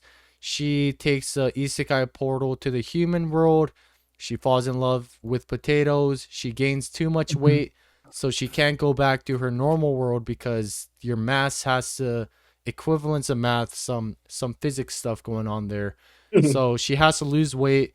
She encounters our main character who works at like a fitness place where he helps people lose weight. And pretty much every episode, I guess first episode, she ends up losing the weight. She goes back and then she comes back and gets fat again because she loves potatoes so much. But pretty much every episode, we get a new different kind of monster, whether it's like Cyclops, Ogre, Orc, Dark Elf, whatever you want. And they all are pretty fat, and they approach him to lose weight. And it's, I guess, big picture is kind of like one of those shows where I don't know if this is meant as kind of like a chunky girl fetish as well as teaching people exercises, because every episode they do some exercise, whether it's swimming, It's actually stretching. pretty informational. Like even when Yeah, they're talking about like, massages are good to, reduce swelling in your limbs and yeah. stuff like that. Like one It episode, was they're working face muscles, and they have their tongue out doing like a 360 rotation, which is kind of funny. But boom. How'd you feel? Did you enjoy this one? No, I did. I Yeah, did. Yeah, it was like I don't want to say like meaningless, but it was just it's a good watch. What is it turn called? turn your Like brain off kind of watch, right? yeah, like guilty pleasure. Not guilty pleasure. I don't Yeah, know. no. Like Guilt. The thing is, guilty pleasure oh. works, but when it's like when it's like this, it's yeah, like a not different like meaning, that. right? Yeah, Like yeah. guilty pleasure gets a different meaning when it's like this show. But no, I, But I like know you what know you what I mean. mean? Like Yeah, you just yeah. nothing you have to focus on too much. You just put that John Exactly. on as I, long as no people around. If you get my drift. yeah. This, uh, they at least they all had pretty big boobs, except for the dark elf. She has smaller boobs but big butt. Do you guys have a favorite in this one? Go main character, man. I loved her voice a lot. She's like super cute. And maybe because she Yeah. looks like the dungeon meshi. Yeah. She's plus side Marushita. I liked her. I like the voice actress for Yeah, the the bone bone. girl, and then the flower one too. Yeah, Especially when the flower had caffeine, yeah. She just went went ape crazy. shit. Yeah. It's funny too. The Irfuda would wear a beanie, and the brand was Ningen for some reason. It's like super random. Like, what the heck? I also like Always that. wearing like potato branded shirts Yeah, and stuff like that. with like different phrases on it. I also really like the. It's kind of sad we didn't really see too much. I forgot what the creature name is, but like that tiny little one on the top left. She was kind of like a park bully. Oh yeah. Yeah. She was selling the Cyclops a jewel in the last episode. Yeah. Made no sense too. The Cyclops had two eyebrows. That bothered me for some reason. I was like, why does she have two eyebrows? Oh, I didn't notice that. Yeah, but Wait, really? yeah. But we gotta move on because we could talk about this for days. No, I'm joking. But I think by the sound of it, this is something, again, it's nothing crazy, but it's like it's like It's a not fun bad watch. either, Yeah, yeah. no, Yeah. definitely not bad. Like, I not a didn't realize- binge worthy show, but watching it week on week, A no comfy watch. complaints. Nice and comfy Oh, I Yeah. watch. binge watched. That's not bad I either. didn't Yeah. realize Boggs watched it, man. I thought he was clowning me and Mo, man. Oh man, I've Oh, been bro. first one on board, man. Yeah, Boggs on that chubby girl wave, man. He Hey, down with man, no. I did like the show though.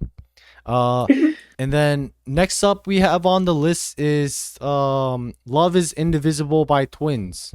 This is kind of a sister heavy season, like Arya included. If you consider Oshinoko, some of maybe stuff we'll talk about later.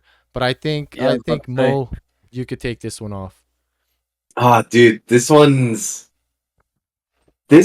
at first seemed really interesting, and then it turned into like guilty pleasure. Like the premise is basically the two twins and the MC are all childhood friends, and by the fourth episode, he's dated one sister and then broke up with her and then starts dating the other sister. She tells him to dump Oh her. yeah. She makes her dump him, and then so she can so he can date the other sister. Because she But then he had a ends up feeling, breaking up right? with her. Oh, okay. Yeah. So I didn't.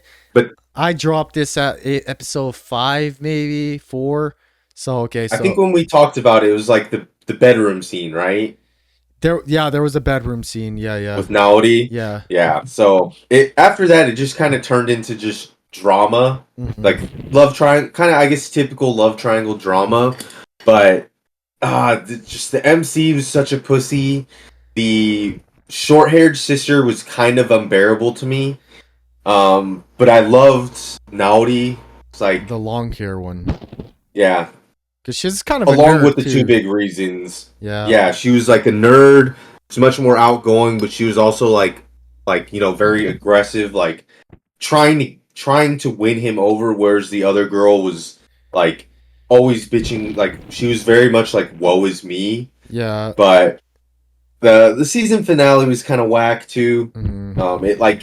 It went to a climax and then it ended with basically their love triangle becoming public within their friend group. Oh god. So I mean, um, this is one I probably shouldn't catch up on then. Just keep it yeah, dropped. I mean, like if you like the characters enough, I'd watch it, but like It's like, you dude, could guess, you can guess how it's gonna go. yeah, that's why So I dropped it. It's kind of like, kind of felt bad for the dude too because it's like, like I personally like the shorter hair sister, the one that was dating him first, but also I was kind of upset like what are you doing? It's kind of like, he wants you. Like I know you think you have like a you feel guilty for kind of swooping in and stuff like that, but you've been with this guy for some time now and you're forcing him to dump you to go to your sister, and that's just gonna bring more drama to the picture, and that's bigger picture yeah, not gonna make anybody happy. I just felt some unnecessary drama ahead, so yeah. So it's just it's guilty pleasure drama, and yeah, I mean they were dating for a year. Like yeah, exactly. why force him to break And up the guy then? was kind And of then devastated too, so it's kind of yeah, like, yeah, like they had a good relationship, and like he could never go on to have like an actual relationship with the other girl because of like all the memories with the sister. Like you yeah. could tell, like the he got along with Naori really well on like a personable level, but I Mhm. think in terms of relationship, like him and Numi matched much better Exactly, emotionally, but the fact and that she so was a better homie kind of like got into her self-conscious, like, no, you deserve to be with, you're better off with her, kind of like imposing yeah, her insecurities to him, and it's like, ah, come on, what are we yeah, doing? Mo just exactly. cooked with that, man. Yeah, So Mo it cooked with was that. You it got was. I mean, passionate. I really like Naori a lot. I love her character. I was rooting for her to the very end. So to see like a whack ass draw where he's still like, it's still he's waiting to give them their answer. Mhm. So it's like, why are y'all even waiting, man? Go Yeah. fuck his friend. Like, damn. Yeah, but I Bro. mean, just one of those trashy type shows. If it's for you, again, nothing against it. And like this kind of the show where if you could just put some of this stuff aside, it definitely could be entertaining. But sometimes I feel like characters could become unbearable, so that's when I had to throw in the white towel. Uh, but Mhm. uh, It's entertaining, like 90 Day Fiance type yeah, entertaining. yeah. Like sometimes you just need some cringe drama in your life, and that's what this was for me this season. This is probably the only one where probably some amount of people dropped it, but I stuck through it just because I was rooting for someone's downfall and someone to come up. Like rent a girlfriend type dumpster fire. So Yeah. that is love. Whoa. Love is Whoa. indivisible by twins. It's okay, boom, man. Next up, we have Days with My Stepsister. Screw this show. This It's is been peak 30. with a capital P. That it is. Um, This so this is kind of like a pivot for what we are talking about. The title could be a bit misleading. This is like a very wholesome show, with the show starting off with Asamura-kun and Ayase-san, the two main characters, their parents marrying and they live with each other, so they're obviously step siblings, and they're both kind of like similar personality, with their they kind of keep to themselves. Very first episode, I believe, like Ayase-san tells him straight up, like, don't expect anything from me as your stepsister, let's just kind of do your own thing. But things blossom between their relationship, whether it's maybe like them questioning, is this romance, or also kind of loving them as kind of like step sibling, with like in regards to how they care for each other, kind of thing. They yeah, so I mean, that's kind of like the TLDR to it, right? Boom. It's kind of just Yeah, seeing and their relationship you blossom see him as grow. exactly. Yeah. Because again, I'm gonna mess up the name. Let me see my man. What's the girl's name? Ayase-san, Sasaki? Saki. Or Yeah. like you see, because I felt like in the beginning she was like super cold. That's Hmm. how I thought. And then, she just opens up a little bit more, and you see like you kind of feel bad because she's always like it seems like she's always sacrificing herself, Hmm. you know. Yeah. And But I also um I don't know why, but I really like the mom in this. Like I think it's her mom, right? yeah, yeah. I wish they showed more of her because she's like hella happy. She works, I Hmm. think, at a She works like izakaya. late at night, right? Yeah. I wish she showed more of her, man. I Hmm. actually liked her, but The this this is one, great. Season it's hard finale to. was awesome. I will say though, because I this is one I don't want to spoil, but I definitely do want to emphasize to everybody that this is not what you think it is. Like it's a very wholesome, not like even like romance aspect aside, it's about them caring for each other kind of thing, and you know No, Mo, it's not incest. I'm not gonna lie, that's why I did not watch it because I was hoping it was the latter. it's better, man. Just jokes. But Just jokes, folks. that's what Adia's for. Um, but no, it's like and how they present this show. It's a very, very like quiet show. Like a lot of times, there's not much background music going on. It's just them two at their like dining table, after work or something, just chatting. It's like a very quiet one. Even how it's presented, whether it's like beginning or end, or maybe even sometimes the middle of the episode. Our main character, Saki, she writes in her diary. There's a lot of like narrative dialogue that goes on that kind of describes how they're feeling. And, there's also some like obstacles they have to go over, whether it's like um,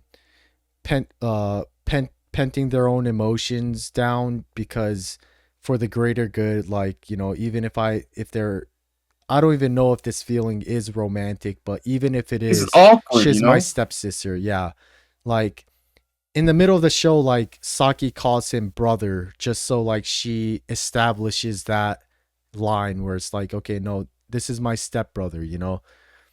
um Mo's definitely looking at the screen dirty right now, man. he's pissed. Take away the Dude, step and I'll watch this. And she took I out the want to. step in that brother. Yeah, just No Nissan. bueno. Just I Nissan. want to. I want to say some stuff, but I want to hold it to maybe the end. Okay. Um, I like the character designs. Besides these two, I really liked. Yeah, Animation was great. the friend that Yeah, came out towards the end with the like she was great too. And also, the one Yomiuri-san who he worked with at the bookstore was great. Uh I guess because I've been praising this show a lot, this isn't without its downfalls. Um the animation side of thing is kind of janky, but again, it's not that big of a deal with kind of what the story is about. And I do kind of wish that the Asamura-kun, the main male protagonist, had a little bit more.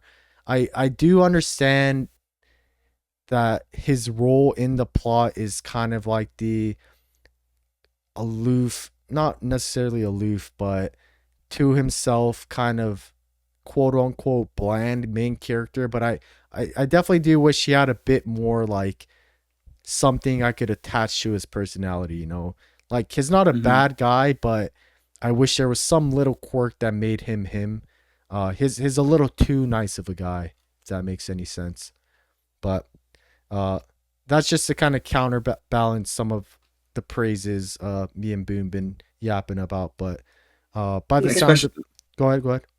her character design. I'm such a big fan of, man. Yeah, she was really cute. Short hair, long hair, both great. But by the sounds of it, I think Boom gives it a thumbs up. Uh, Dude, three. yeah, myself as well. And so that is Days with My Stepsister. I think we have 5 shows left. So next off, let's go with Destruction. Banger, man. You good? Um, This is one that Boom watched through two movies, right? 2 movies. That would be correct. Yeah. Okay. So, lengthwise, maybe the series added a bit more. No, big main one that I know people were kind of upset about was the episode 0. You know, I didn't read the manga. I think Boom's the only one that read the manga. I did see some things about episode 0 being a spoiler kind of thing. To me, it didn't bother me. I watched episode 0 with Mo. And I thought that Is that why episode 0 was it, you're supposed to watch it last then? I mean how it's formed, like how it's presented, you're supposed to watch it first because like episode Oh. 0, you know.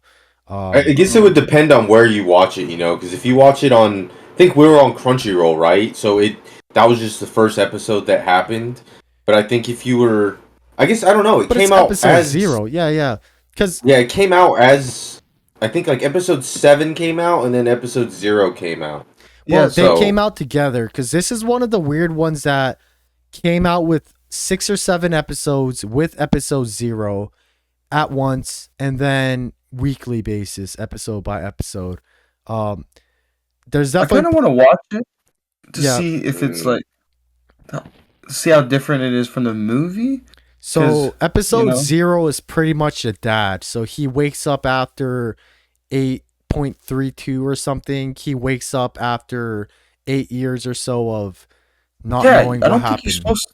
Yeah, I know. Well- Yeah, so that's the big difference, you know. So- yeah, And I That's- know you I read don't the manga, so I know you're probably like, what the heck? But at least for me, who just came into this brand new, after finishing the Well- whole thing, definitely kind of like, maybe I would watch this a little later. But it definitely did draw me, and it's like, it got me curious because at least for the anime, it took some time to get to the destruction kind of side of things, where yo, Boggs, apocalypse. Yo, I think you just messed up, though. Because the movie didn't start from that point. no, I'm saying the anime did. Oh well, Sorry, I think you're supposed to watch it last, dude. I'm telling you. well, no, it's episode 0 though, and it came out with like definitely the director's intent for episode 0 that's to be so watched strange, man. That's so strange. first. No, that's what I'm saying because for you, Yeah. like you read Alright, the manga enough. and the movie, I'm so killing your mind. No, I'm good. yeah, but I mean personally for me, it kind of at least got me curious. It's like what caused things to become like apocalypse kind of thing too, and you know, it's definitely like pretty intense with spoiler alert, so if you're planning to watch it, maybe skip forward, but the 2 girls dying, Well, did Mo watch it? he watched episode 0 that Uh, happened there. Oh, okay. Yeah. was like- This is the they future. got blasted. Yeah. This one's the one I definitely want to get into spoilers. This one was a great It's hard one. not to, like, you know what I mean? Yeah, I don't Did want to you spoil enjoy it for it, though? Boom. I don't, or not Boom. I don't want to spoil it for Mo. God damn it, Mo. You why want, didn't I you can, finish it, man? If you want, I can mute real quick and then y'all can, No, y'all can no, go into it. I'll be even cool doing an episode just on this. Yeah, man. yeah. We could do a separate episode at a future time. Did you enjoy it though, Bog? I Biggest did. question. I did enjoy it a lot. This one though was a weird one for me. Especially because later we'll be talking about our top 5 favorites. It was hard to rate because this one, it wasn't one I was super excited to watch on a weekly basis, but I enjoyed watching it, if that makes any sense. And You know it's gonna be good. Yeah, Either you binge it or weekly. the Ontan was great. The visuals was great. The second to last episode was absolutely incredible. And then, you know, kind of like the final episode was kind of a weird one for me because I was left wondering like, oh, like this is it kind of thing. But after letting it brew for like a week, I think I'm a bit more like, okay, like that. I think that was a good ending. But damn, man, episode 12, the like second half sequence was absolutely amazing. The song choice for it was so good. And so after the episode happens, I go look up the song and then the song's from like 8 years ago or something, and I'm like, but this song's like perfect like for this show. Like, I thought it'd be like 1 month old. It was written for this series, but it's like a random 8 or 9 year old song. And then I do a little more research, and then it turns out that Asano wrote the lyrics for the song. So it's like, dang, Oh, like, really? Oh shit. yeah, like Dang. I looked it up, and like apparently Asano wrote the lyrics for the song and did like an illustration for the group that sang it, for like something like that. But That's why he's the GOAT. yeah, it's like, dude, man, this man must have been plotting for this to be animated at least eventually. But no, yeah, And this was an awesome show. this is, I believe, his first one. Is it? Or I might be tripping. Of his works to get animated. I think it is. Yeah, Yeah. I know there's a bunch of like live action, like Solani and stuff like yeah. that, But in regards to anime, I think it is, Mhm. and I think it was a great one too. Like, uh, I guess one season, what even though it's like 17 episodes, so a bit on the longer side. I think unfortunate for this show, it kind of came out at a weird time where it was like, I think half, like you have to start off watching like several episodes, so maybe that might have turned some people off to watch it. This one is just one that, like, it's an Asano show, and like kind of no one's really talking about it, I feel like. And I thought, maybe because movie first too. yeah, maybe, but I mean, like, movie too, right? Like, aside from like at least most audience probably watched it in like, prob most audiences probably didn't have the opportunity to watch it in film format, right? Like, Yeah. at least in the West. So, I mean, it's just kind of sad. Maybe, like, I wish this one did get more love, and it's kind of weird that it didn't, especially with, Sano being highly regarded mangaka, and, like Boom said, it's like his work animated, and, like sci-fi.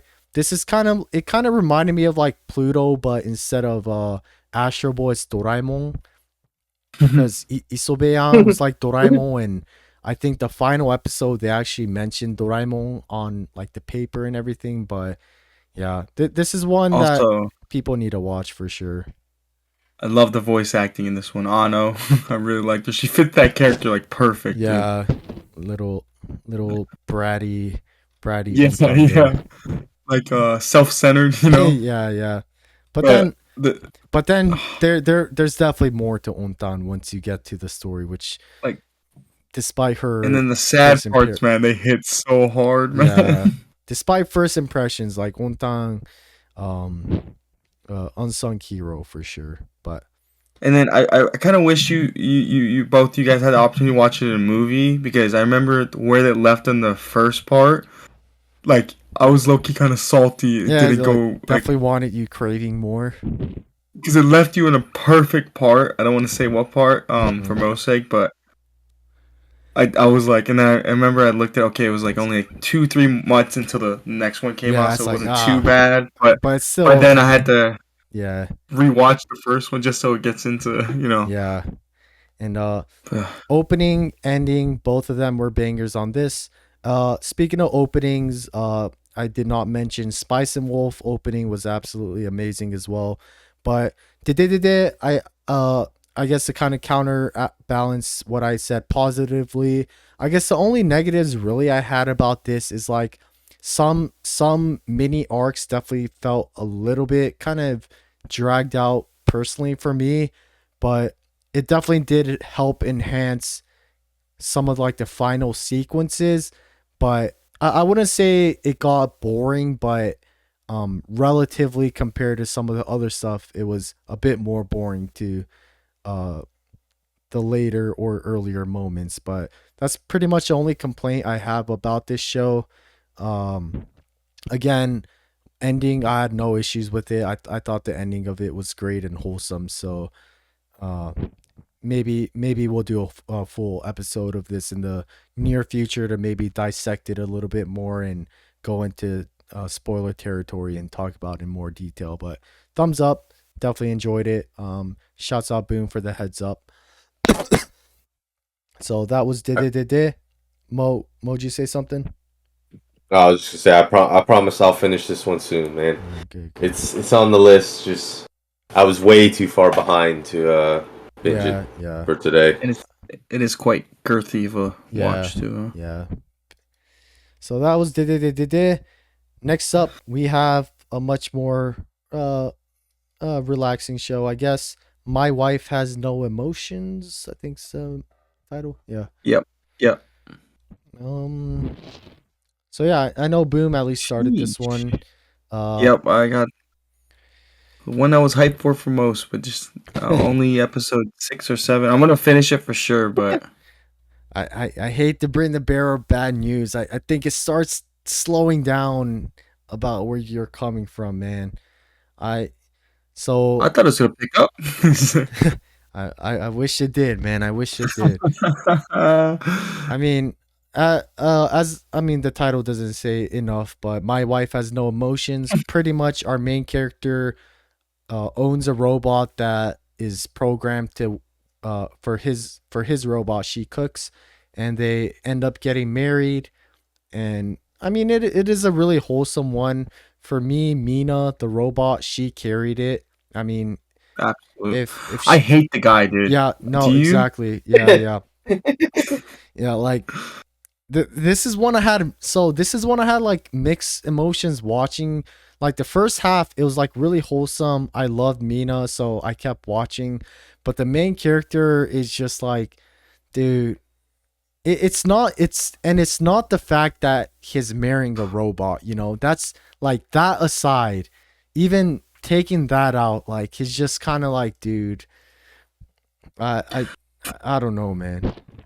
For me, the moment I still remember to like if I think of the show, it's like when he got drunk one time and the next morning, he starts saying sorry to her and she does like she programs her eyes to go halfway Shrink, so it looks like yeah, she's shrink. yeah, looks like she's pissed off. Yeah, yeah.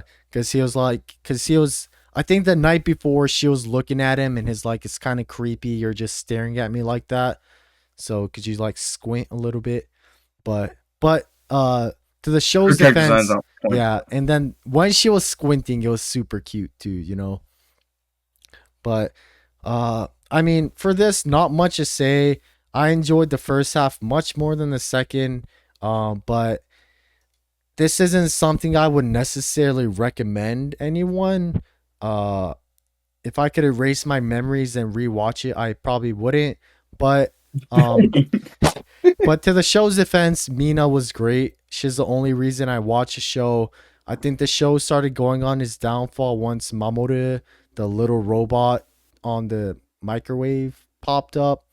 Um, he that the robot kind of the yeah, I don't know, something about, maybe it's like this voice or something like that, but he kind of ruined the dynamic between the two. I know he's supposed to step in as kind of like the child between those two, but that You saying made, the kid got in the way? yeah, like that made things a little bit more weird.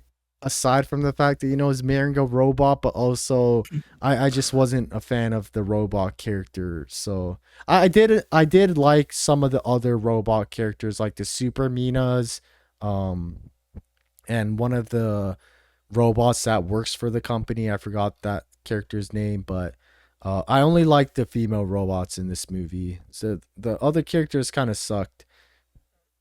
The uncle that comes in later was all right, I guess, but I mean, yeah, that is my. If you have nothing else to mention, boom. I like I like her. That's it. Yeah, yeah, The guy is absolute trash. yeah. Amen, amen. So that is My Wife Has No Emotions. We are hitting our final three. We'll start off with Shoshimin. Uh, Mo, did you end up finishing this one, or you? Unfortunately, I did not. I think I stopped around episode 4. This one, I think, like you with Day to Day, like starting it really felt like a chore. I didn't necessarily dislike it, but I was never excited or looking forward to watching this. Kind of like at the end of the week, every time it was time to go and watch the weekly stuff, this would kind of be the last one on my list. And so I'd watch maybe 2 or 3 hours, and I'd be like, you know what, we'll save this for next time, and That just would happened just on a never get regular around basis, to huh? it. And Yeah. like it, like I'm not gonna hold anything against you because I mean, this does definitely sell itself as a mystery genre, but the mystery is more on the mundane side of things, at least in the beginning. It does get kind of intense later on, but for those who are unaware, this is by the author of Hyoka, which is also kind of like on the mystery side of things. This is a short one, 10 episodes. Wish there was more. But the story follows our two main protagonists, Kobato and Osanai.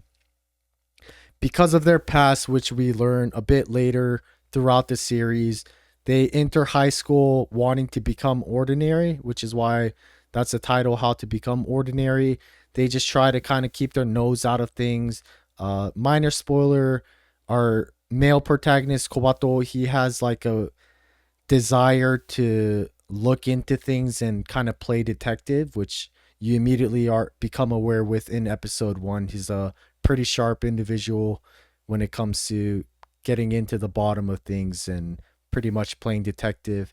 Osanai still is a bit kind of remains a mystery.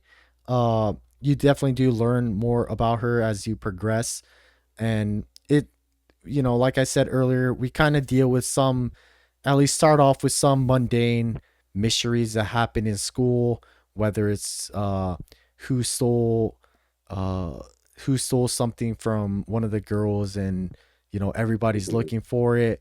But then you also get some like really cute silly mysteries, like uh I don't know if it was the second one, but the second one, they go to one of their buddy Kengo's house, and he serves three hot cocos, and they leave Kengo in the kitchen, and those two go back in, or they leave him in the living room, and they go back into the kitchen, and they're trying to figure out how he made the three cocos without having one empty cup in the dish, in the sink, because how he makes it in a special way where you have to pre-stir the cocoa with hot water and then pour it. So they're kind of trying to figure out how he made 3 cups of hot cocoa with only 3 cups. Like, the hypothesis is that there has to be another cup to make 3 cups worth of cocoa. So that's one of the mysteries. There's another mysteries where um Kobato buys sweets for Osanai. That's one of her little cute little traits. She loves sweets, and he eats one of hers without her knowing, and he tries to erase all the evidence without her finding out that he ate one of hers. That's one of the mysteries. There's also one where they play like the food Russian roulette, where one of them's super spicy. They try to figure out who ate the spicy one or what happened to the spicy one. So we do definitely deal with some like mundane mysteries, but the final one definitely does get super intense. And you come to realize that, like, despite the title, these our two main protagonists are like very, very far from ordinary characters. Like Osanai-san, the girl, she's definitely like a sociopath, and Kobato definitely has his own issues. Um, this one, the ending, I don't know, with it being 10 episodes, the ending, thank God season 2 was announced by the time I watched the final episode, because just how it ends, it's like, whoa, I kind of did not expect this turn. I won't say too much to avoid going to spoiler territory, and just in case you guys do watch this, but episode 10 definitely kind of like slightly weird. I didn't hate it, but definitely like would have been pissed if season 2 never was announced. So at this point, I'm just waiting for a season 2. For those who have watched, RIP to the 2 people involved. They definitely will not be able to hang, but it is what it is. Shoshimin, this is one I definitely enjoyed watching on a weekly basis. I really did love the characters. Uh, Osanai-san was great. Her quirk of loving sweets, and she definitely seems super innocent in the beginning, but she, like I mentioned earlier, like she kind of is a sociopath. And I know I'm kind of rambling, so I'll just end it on this. How this show is like depicted, like filmed, however you want to say it, was like very unique. Like when they're having conversations, they'd kind of jump settings to like them being in like the river or just like walking the bridge. Like when they're having a conversation, they're having a conversation at one spot, but visually you see the setting jump around with them like maybe walking alongside a river, or like Osanai in the middle of the river and his like talking to her across from the shore kind of thing. But I thought visually they definitely did do this one justice, and definitely waiting for a season 2 for this one. So thumbs up for me on this one. Definitely enjoyed it. Right on.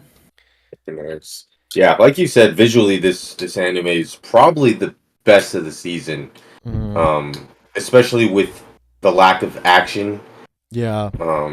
Yeah, I mean, just like the deep colors that they're able to put into it, and the food too, man. The food, the cakes and stuff she Super was eating super always looked tasty so looking, good. man. Yeah. But yeah,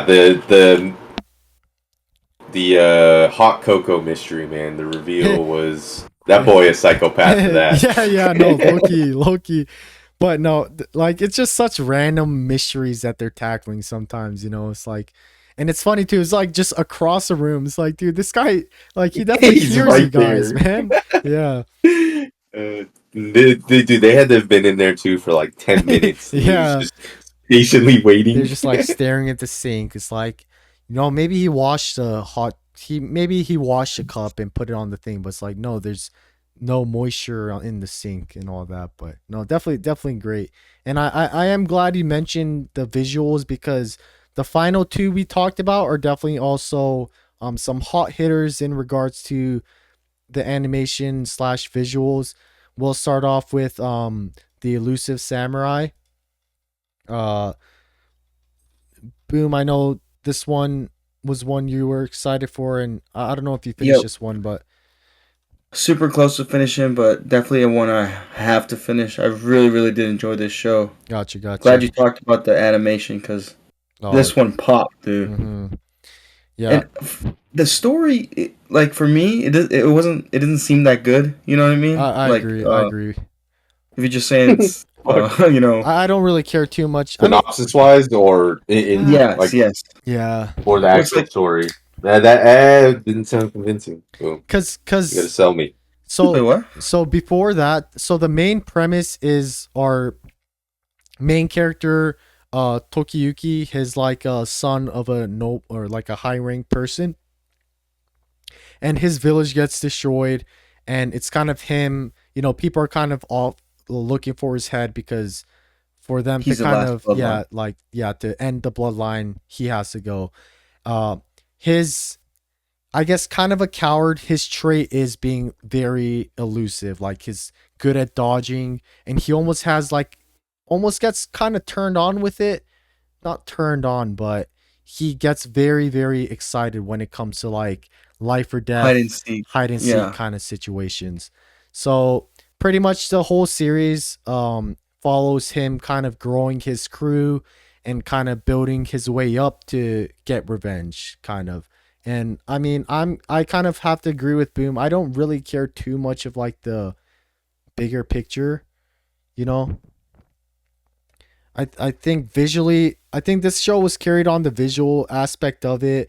There's definitely some downsides that I like. Sometimes they be doing too much with the jokes, where But, like, the fight scenes for me, like, the fight scenes are great.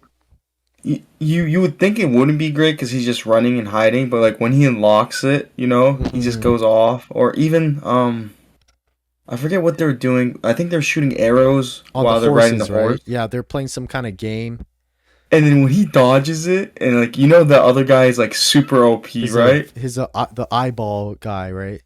Yeah, yeah, like kind of creepy. Hmm.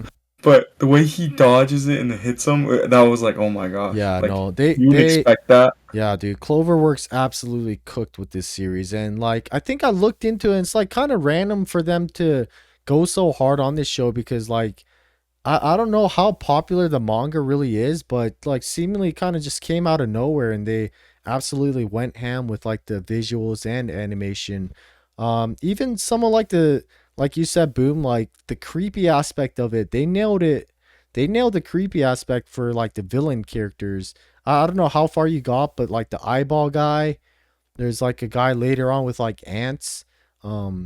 Didn't get to the end, but like, even like when he first like actually fought somebody, I remember, mild spoiler, but like that guy betrayed his brother, right? Do you remember that? And Yeah, then yeah, yeah. like even that was like creepy because it's like a kid, you know. Yeah. But even like the good side monk, every time they show his face, he's kind of creepy too. Yeah, his Um, character I like, but sometimes like I on the bad side about this show, sometimes they joked around too much. Where sometimes maybe it takes you out of it, and might have been some unnecessary gags here or there. But overall, I think this is like a solid show. I think, yeah. um, but it does If kind you of. have, I would say though the biggest aspect of this show was the visuals and animation, like you kind of alluded to, the story didn't care too much about. uh I mean, it wasn't bad or anything. The characters I did like quite a bit.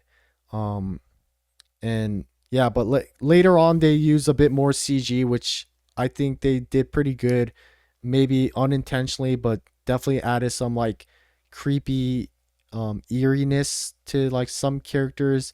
How the season ended, it was, just like standard season ended. Wait for the next kind of thing. But I do like Tokiyuki's crew.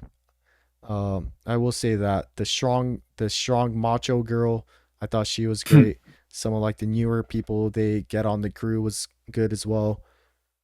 I like the monk's daughter. I think, right? I don't know if it's Yeah, actually his daughter. But... yeah, I know who you're talking about. And The then, the one on the if you bottom have any left. doubts, yeah, just watch the first episode because you get so much. And then at the end of that first episode, when he has to run for his life, and then the monk standing, above the cliff and Yeah, saying, "You want to live?" And he says, go, "Yeah," and go. he goes beast mode. Yeah, yeah.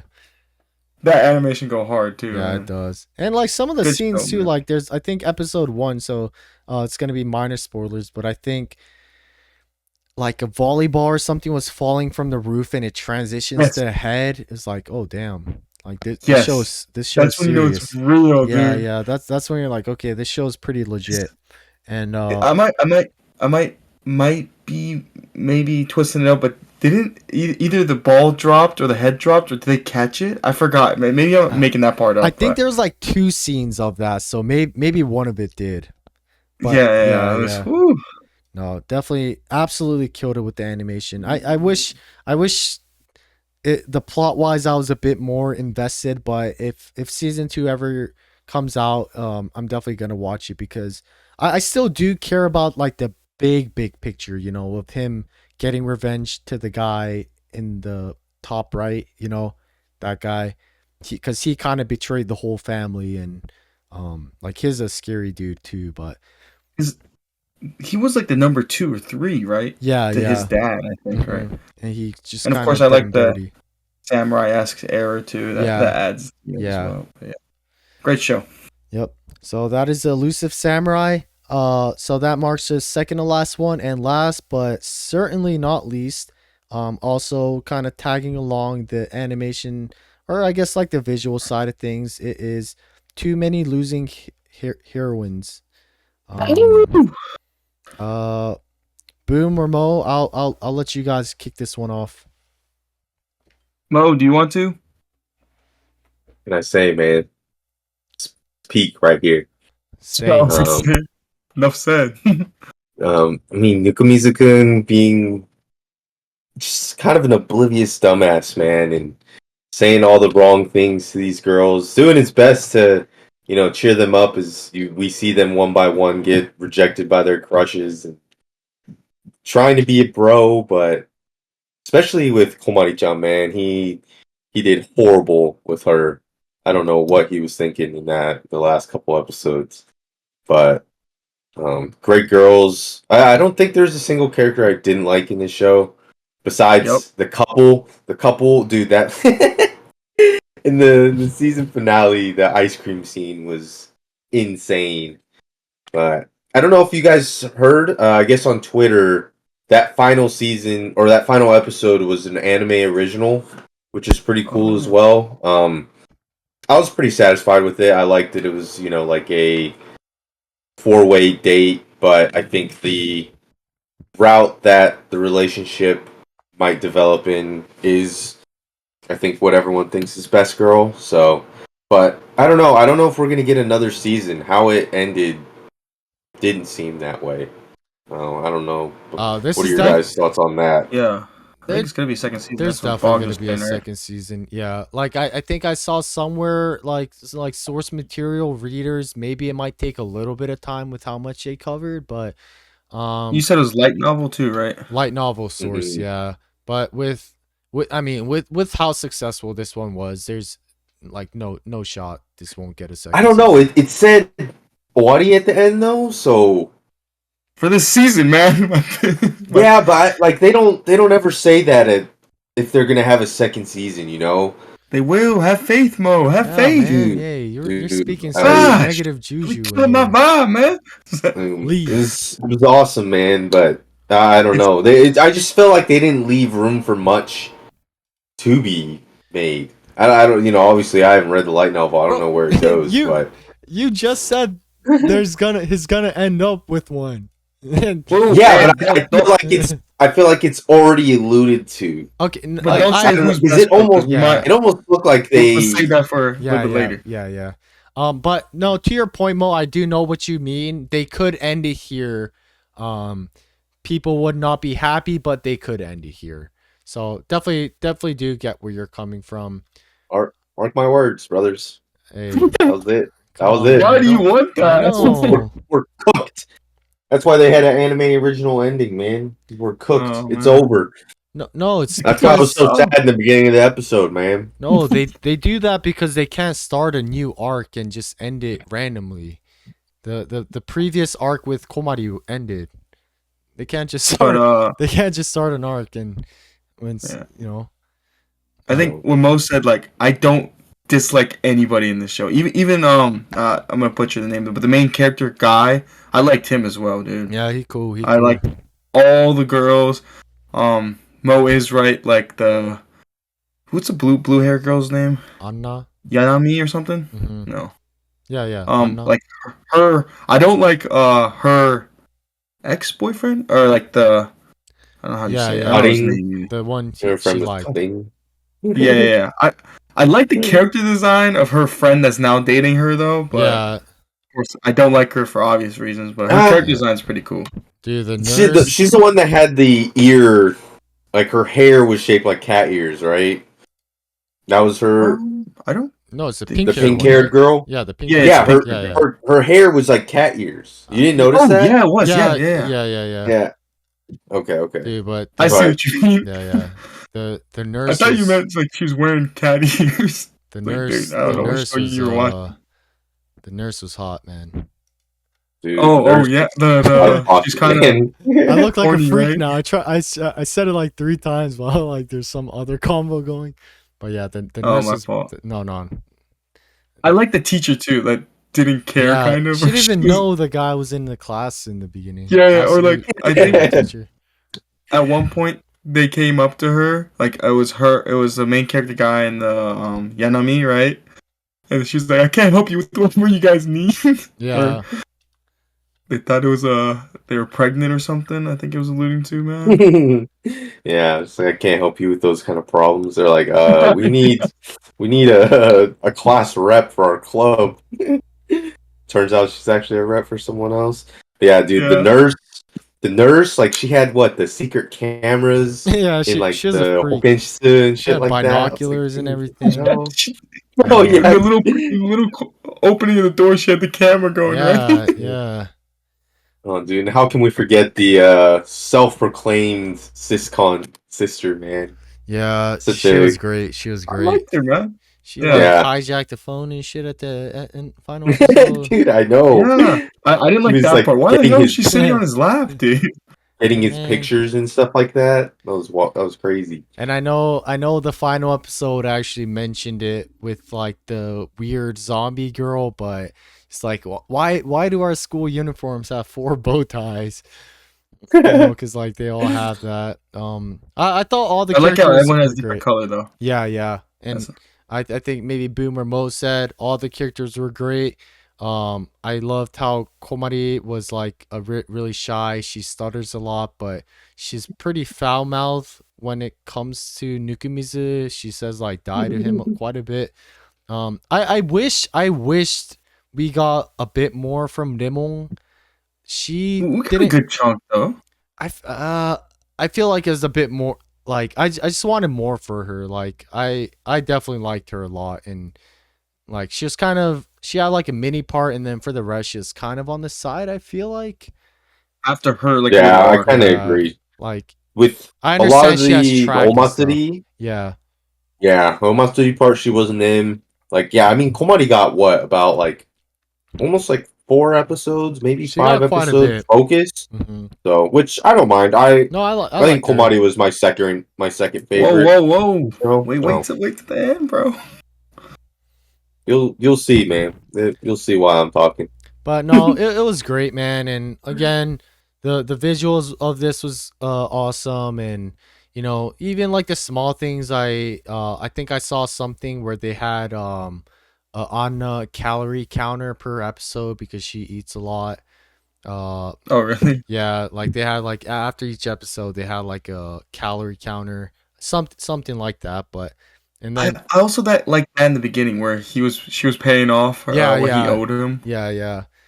Obviously, that couldn't go on forever, but Hmm. I really like that part of it too. It's wholesome, cute. Yeah, Yeah. no, definitely. I think this is also one of the fan favorites for this season, and certainly for good reason. So uh Banger. so that was too many losing heroines. So that being said, we When are the animation for that show too, oh yeah, top notch, my man. absolutely. So with that being said, for those who have not realized this jumbo logo, uh we will be doing some final You should overall create your rankings. jumbo. uh so we will be ranking top 3 best boy of the season, top 3 best girl, whether it's judging based off waifu or just like female characters, and then we'll each be giving our top 5 shows that we enjoyed for this season. So I guess we'll start off with best boy. Mo, if you don't mind going first for this one.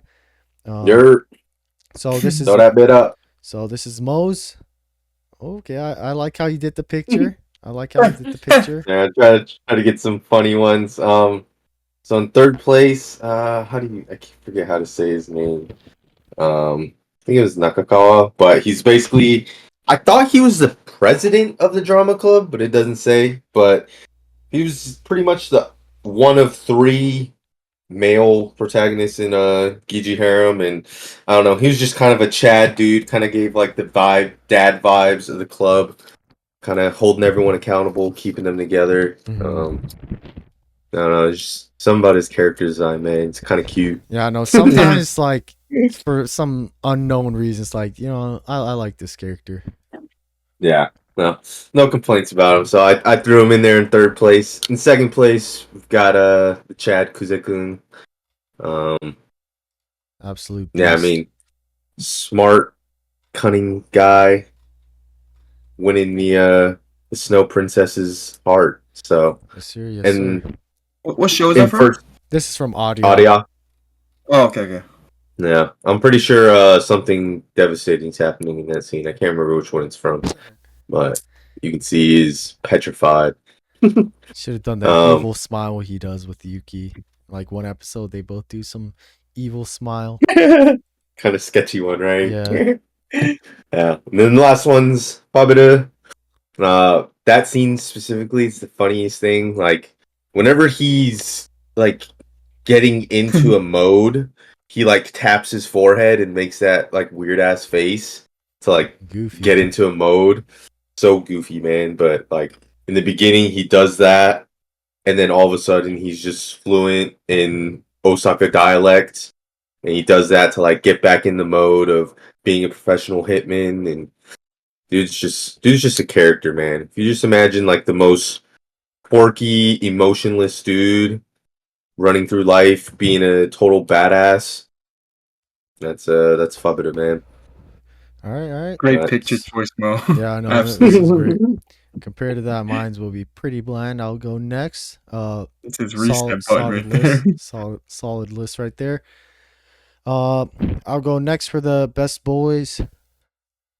Yeah, I guess. Nice. Yeah, the brother. yeah. So we got Kuzikun pretty much for the same reason as Mo. You know, like a really lovable main character for like a kind of romance series. Definitely can't hate him. Very cool, level-headed guy. Kind of sometimes feels like he has to nerf himself, but I just love him. His interactions, not just with Arya, but Yuki and her sister, and just a chat guy. Honestly, I feel like second place, third place could have been invertible. I picked Kobato-kun for second place just because I really did like his dynamic with Osanai-san a bit more than Kuzikun, because his splitting between like Yuki and everything, his was definitely more direct towards her. um and I definitely liked how he was kind of like maybe like Osanai's only friend kind of thing, and also like a smart guy. He definitely is kind of weird when it comes to the sense when I was talking earlier about Shoshimin with he likes to play detective and stuff like that. Definitely do want to get to know about him a bit more in the following season. But first place, I had to do it. Chunky big bro Hiroshi, God. absolute Chad, man. Sexy face, sexy during his young days. um and I think it was episode 12. Yeah, it was episode 12.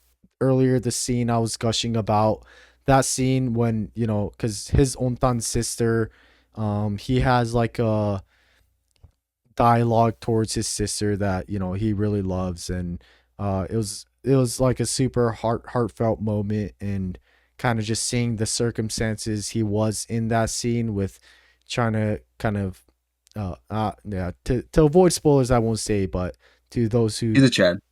yeah, to those scenes, yeah, definitely a Chad. And just how caring he is towards Untang, his only sister, and also kind of his funny, quirky side where it's kind of a weirdo.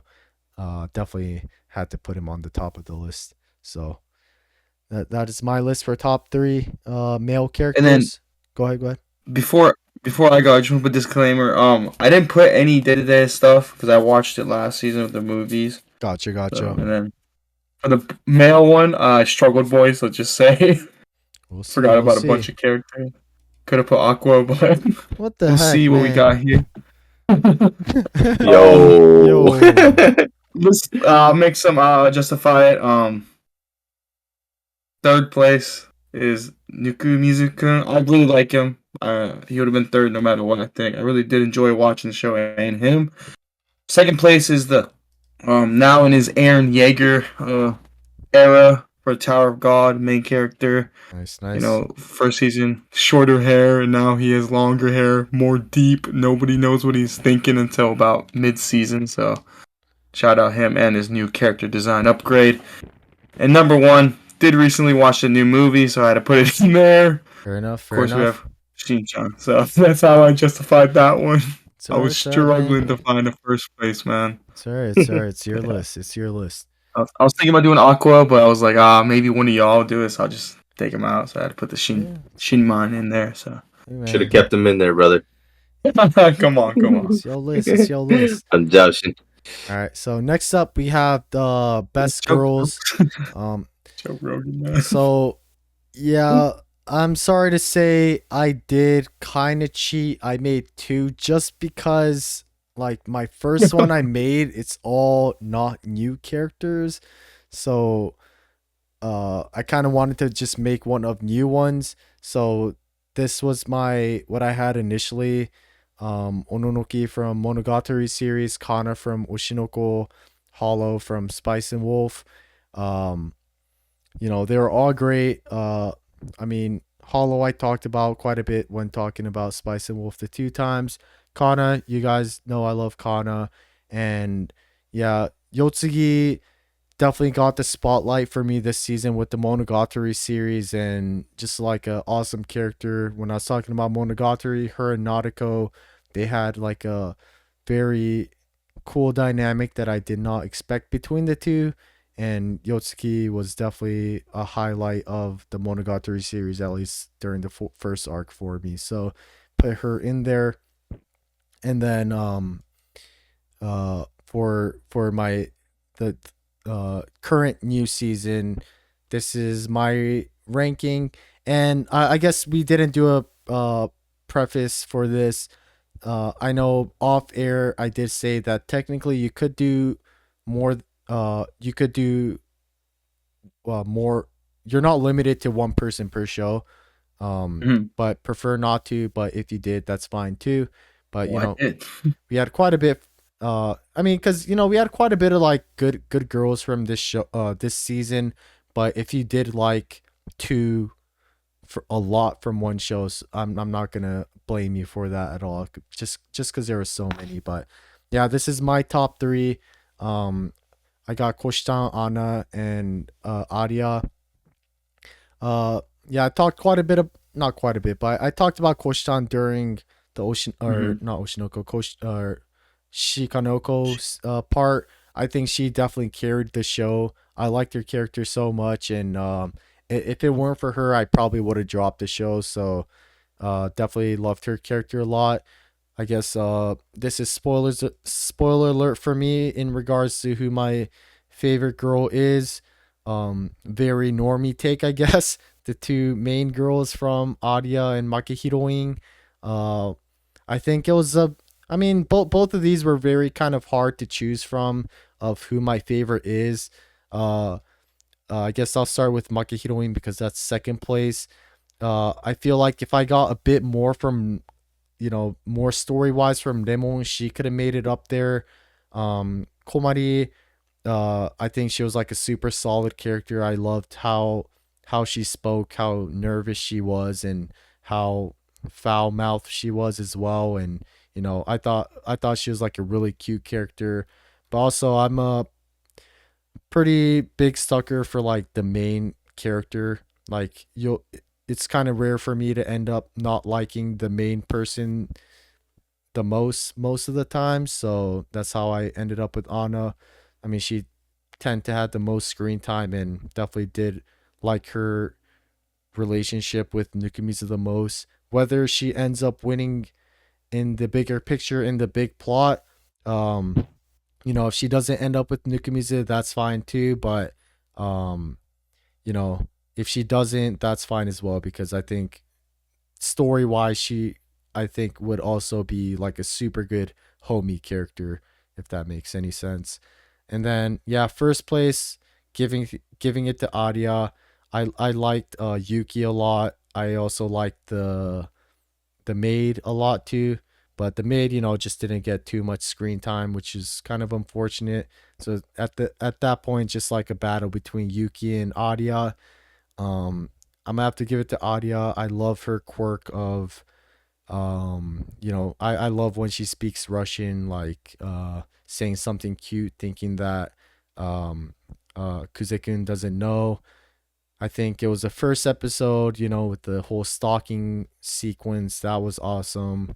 And, just kind of like her personal battle that she's just like a very pure character. Whereas, like, I definitely do understand if you're Team Yuki because she's more like a sly, underhanded kind of girl, but for me, I definitely preferred Adia just by a little bit. So she took number one for new girls for this season. And then Very nice. I guess we'll probably bounce ideas after we finish all three of ours. Next up, we got Boom's top three girls. Okay. Yep. It's me. I don't blame you. I don't blame you. I like that L for two big reasons. Obviously. Three three big reasons. or one. Number 2 is the girl from what is it called? Too many losing heroines, right? I don't know if you guys remember her, but she's like the student council. I forgot what her position was, She's but a zombie girl. I always was dying every time she's on screen. Like one time they found her, like I think in front of a vending machine, right? Yeah. But always two big things out, you know. Yes, sir. And then I remember she had like a cute scene with Komari, right? Where Komari was so scared of her. Yeah. I love that. And then of course, who I thought was the best girl in the show for number 1, Komari. I do get what you guys are saying about I don't know, but I liked her a little bit more, man. And her sad scenes, dude, I was almost tearing up, man. Mm-hmm. Like when she gets rejected and like And props to her her stepping for up that. to become the president, you know, Yeah. it was Yeah, props to her for that scene with Ooh. like confessing to the guy, but even more so later on when, yeah, dude, when she was struggling during was that so bad, man. meeting to speak, I was just like, just want to give her a hug. But yeah, my top 3 right here. All right, so I guess we got Boom's opinion on Maki Heroine Best Girl. Not gonna hate because she's also amazing. Next up, we have Moe's. Whoa! What's going on here? What is going on here? So, Is that Under unfortunately, Ninja? Yeah, right. yeah. I replaced the face. God damn it, Since man. I identify more with him than AG, but Fair enough. nah, I just thought that shit was funny. This one was tough, man, but I think maybe I could have done a one without sequel characters, just because I couldn't leave Akane off this list, especially with how much screen time she got. But starting down at Alya. I see a little Anna at the bottom. Yeah. I guess we'll start down there. Anna, looking at the crazy bill total that she could not pay and forced Misa to pay. That's her looking at my top 3 right now. Shocked she ain't on there, so she gets a little honorable mention. Adia on 3rd for, a lot of the same reasons Boggs said. Just character design. I love me my white, silver haired girls. Yo, it's little interesting. ribbons, I thought you'd be Team Yuki for sure. I love Yuki, but no, yeah, I like Adia way more. My man. I think it is out of character for me a little bit. I do love my Emoto characters, but no, Alia's too good, man. Especially this pouting scene and like the restaurant scene when they went to the Famides, what, episode 6 or so. That was a great one. Consensus kiss. Yeah. Indirect kiss. Yeah. But yeah, and then second we've got the one and only Akane. Absolutely amazing amount of screen time this year. I wish I would have grabbed one with the pouting. Pouting faces are super cute. And it would have been nice to have double pouts. But also absolutely love the long hair. So that was a huge plus as well. And then just seeing her, with her acting, absolutely flawless. One of my favorite scenes was when at the end of the show and Aqua was carrying Akane down the stairs and Kana just had that face. Yeah. Dude. Oh, that face is so funny, man. Absolutely. But and then finally, one and only, the 12 girls in one. Nakakura Rin is my number 1 waifu this season. Absolutely fantastic. I loved her. Damn, I thought for sure that Akane would be your number 1. Dude. Nah, man. Dean was something else. Fair I'm enough. telling Fair you, enough. both of you, go finish that shit. Because I I mean, loved dude, it. I dropped it because a guy, and you're out here replacing a guy with the Under Ninja dude, man. Yeah, man. Well, I couldn't dox myself and put myself there, so Fair enough. Fair let's enough. just say that ain't far from what I Yeah, look I was about to. You kind of look like you though, like. at least in that picture. But great Nah, pick. Definitely. Me and Mo are on the same page. Except for Oshinoko. So, maybe if I do watch Gigi Harem, I'll shift mine and put put her up there. So that's our top three picks for best girl of the season. And so we are getting to the final moments. We will be giving our top five series of this season. Um, I guess I'll start this one off because I think both of you guys did. Uh, so here's mine. So fifth place is Arya. Fourth place Shoshimin. Third place Days with My Stepsister, and then Oshinoko, then Monogatari, off in Monster Season. I mean, pretty much gave all the opinions of why I thought these shows were great. Uh, this one, I mean, this season I had a really hard time to judge based off things because I could have easily put, you know, Arya at third, or even like it's not even on the list, but Too Many Losing Heroines at third. I had a really tough time judging a lot of this. I mean, first place was easy for me.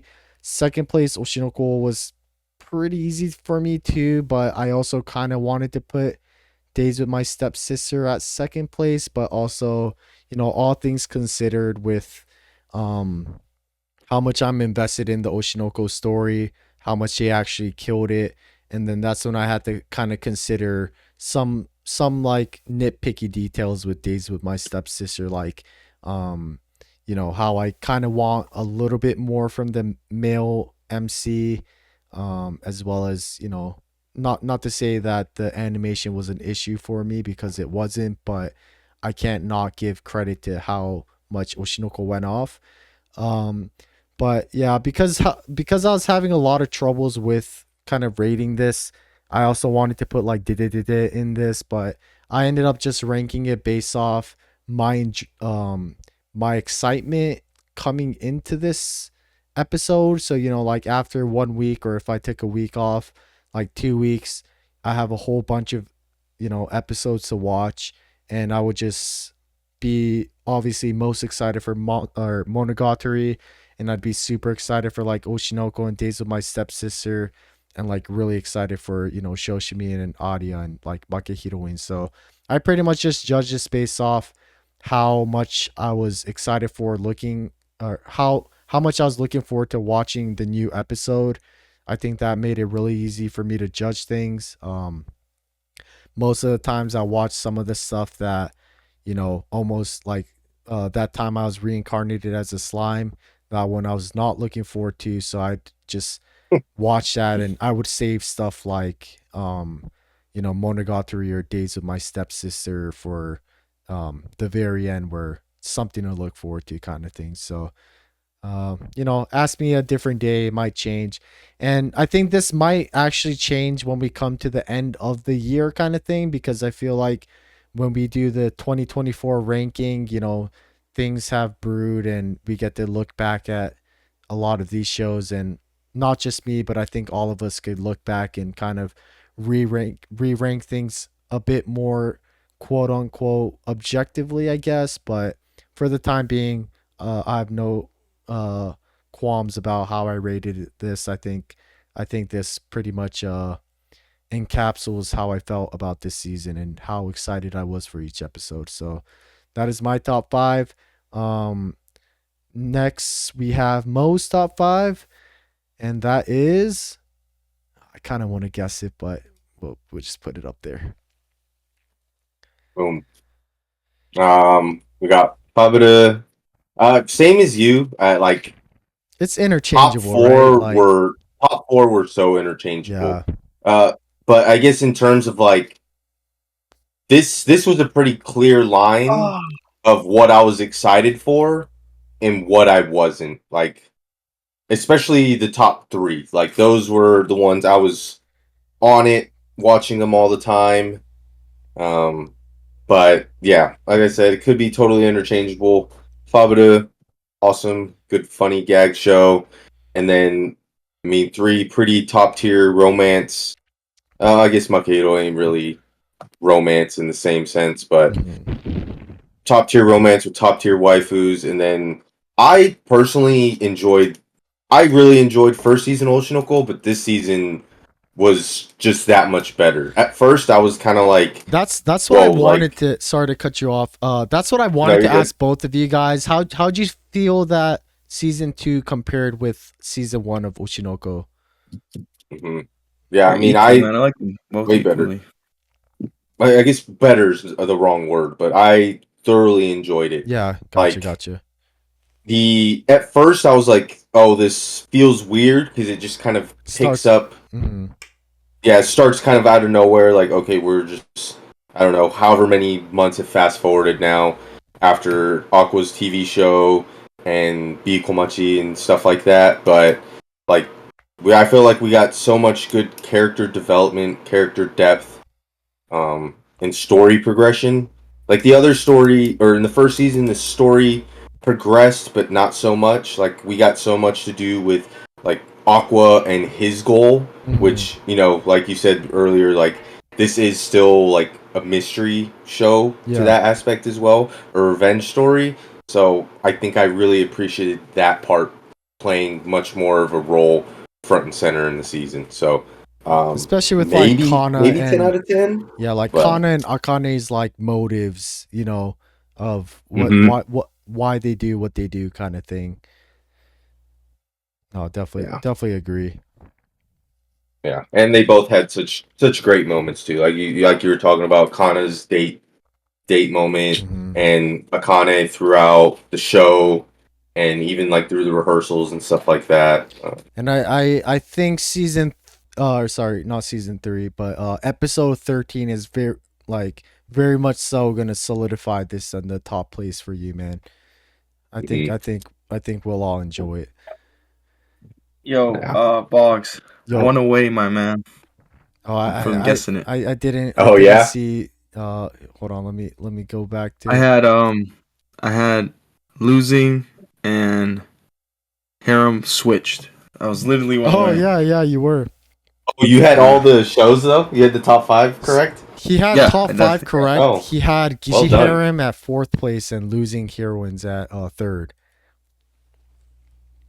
Very nice. I almost did do that, but oh, I was like, nah, I can't. Boom was close for mine too, kind of. yeah. But I think I didn't Mo think at you least like. Mo dude, there's no way I wouldn't put Monogatari at first, man. No, that's what Yours shocked yeah. me, honestly. Mine? Well, I The didn't think you'd days put with ordinary, so like, I thought you'd put losing for ordinary sure. and days with my stepsister being so high was pretty surprising. And Oh then yeah, no Makehiro was. yeah, again, kind of like you, interchangeable. But I think at the end of the Mm, day, I looked more forward to. No, I One wouldn't say look away. more forward to, but I was more excited to watch Aria than Makehiroing. It's weird too because I feel like more objectively, in quotes, I feel like Makehiroing is probably like a better show, but Aria had everything I look for in these kind of shows, so I just had to put it up yeah. there. But no, great top 5. Um, I didn't have any predictions for you, but after everything you said in this episode, I think this looks right. And given with how much you liked Fable, the prior season, definitely do respect you for putting it on this list as well. Sir. No, and last but certainly One not away least, from guessing that. I know that was good, Boom. That was good. But yeah, last but certainly not least, we have Boom's top 5 pick for the summer 2024 season, and that is I'm Yes, following. sir. What was it top 5? Elusive Samurai at 5th. 4th place I had Days with My Stepsister. 3 I had Too Many Losing Heroines. Oh no, sorry. 3 is Dungeon Dungeon people. People. 2 I had Too Many Losing Heroines and Oshinoko at number 1. The first and second one I was gonna do the other way around Mm-hmm. in my head last week, but then as I binged Oshinoko, dude, the way it wrapped everything up, dude, I had to put it number 1. Yeah. It I'm was So good. surprised. can't wait for the last I'm episode. surprised Dungeon People is so high up there. Dude, I've really enjoyed that show a lot. I am glad that it's on the list too because I don't know what it is now, but I feel like when I checked like a few weeks ago or something, it was like rated kind of low, man.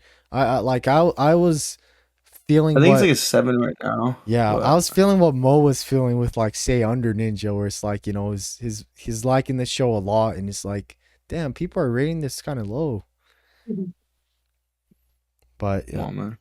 I do like how Days of My Stepsisters in there. Absolute banger. Yeah, I had to put a 4. That and Dungeon People I was teetering with, but Hmm. I had to put Elusive Samurai. Even though I didn't finish it, I know it's gonna be. I like it already. I know I'm gonna like the ending too. So Yeah. I think yeah. yours compared to all of ours is the most I'd say probably diverse. Got Yeah. quite a bit going on in there. So Well, also I didn't watch Russian. I think if I would have watched it, definitely been in here. yeah, I But think I think you'll definitely love that series. and I also didn't put Elf because I was like we said earlier, it was a good watch, but it was like Yeah, yeah. Those are kind of a Boggs hard said his show. guilty pleasure, right? But It's a hard show to like kind of judge. Like definitely not like yeah, top 5 or anything, but definitely no hate towards the show. and I'm glad I didn't put Wife Has No Emotions, man. It would have killed me, huh? I hope you agree with me once you finish it, man. That little robot fucker ruins it. Also, I know this is top, but this this is top 5 animes of the season. But the what is it? The drop of or the worst take of the season or the worst show of the season was Isekai Suicide Squad. Man, low key hype for it. Yeah, that It was was a actually garbage. I disappointment. just want to mention that because it was garbage. Yeah, yeah. Is there Oh, so that is our top 5. Before we close off for the day, I kind of wanted to ask you, is there whether it's something that, it's a show that you didn't watch but one of us talked about it, or it's a show that maybe no one talked about but was on your watch list that you just never got into? Is there a show that you guys are kind of like, in no rush trying to maybe watch to at least pique your interest that you might watch in the near future? um, for me, I'm definitely gonna watch the Russian one, Yeah, you'll and you'll I love kind that of want one. the cafe Terrace or something. Yeah, yeah. The first one too. Piqued my interest on that one, and that's it for me. I think. Boom. Tell me. Don't listen back to this episode, but if you do watch Cafe Megami Terrace, let me know who you think is best girl. Keep me All updated. right. We'll see if we're on the same page like Quince.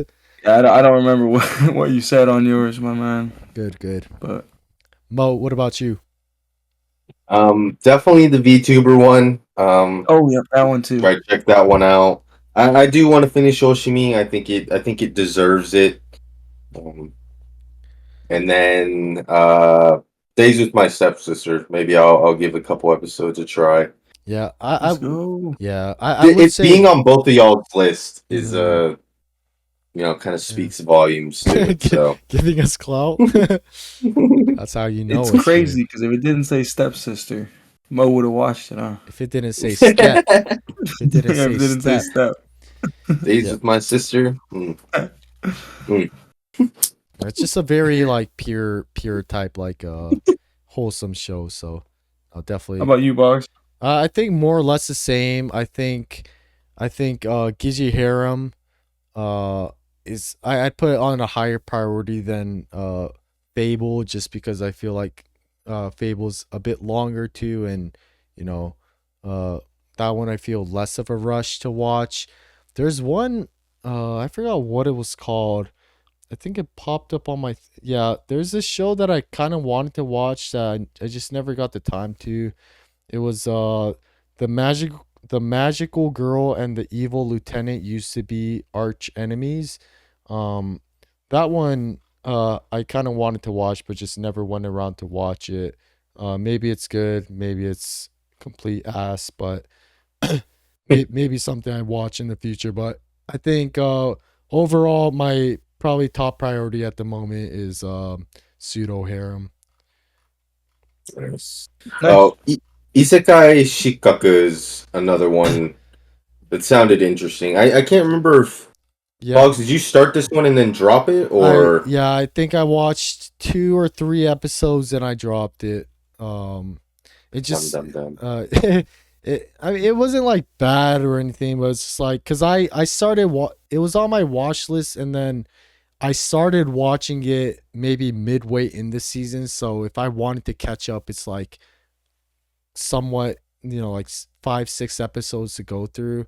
I guess I watched 2 or 3, so but like few episodes to go through, and at that point, it was like it's not worth catching up kind of thing. Like, dude was literally just like popping pills, crunching on like a bunch of pills, and like encountering some stuff. Like, it definitely seemed interesting, but at the time, at least, uh, I was kind of like, for me, it doesn't seem like it's worth watching like 4 episodes to catch up on, especially because this season was one of the anomalies where I actually watched like quite a bit. So, Yeah, fair enough.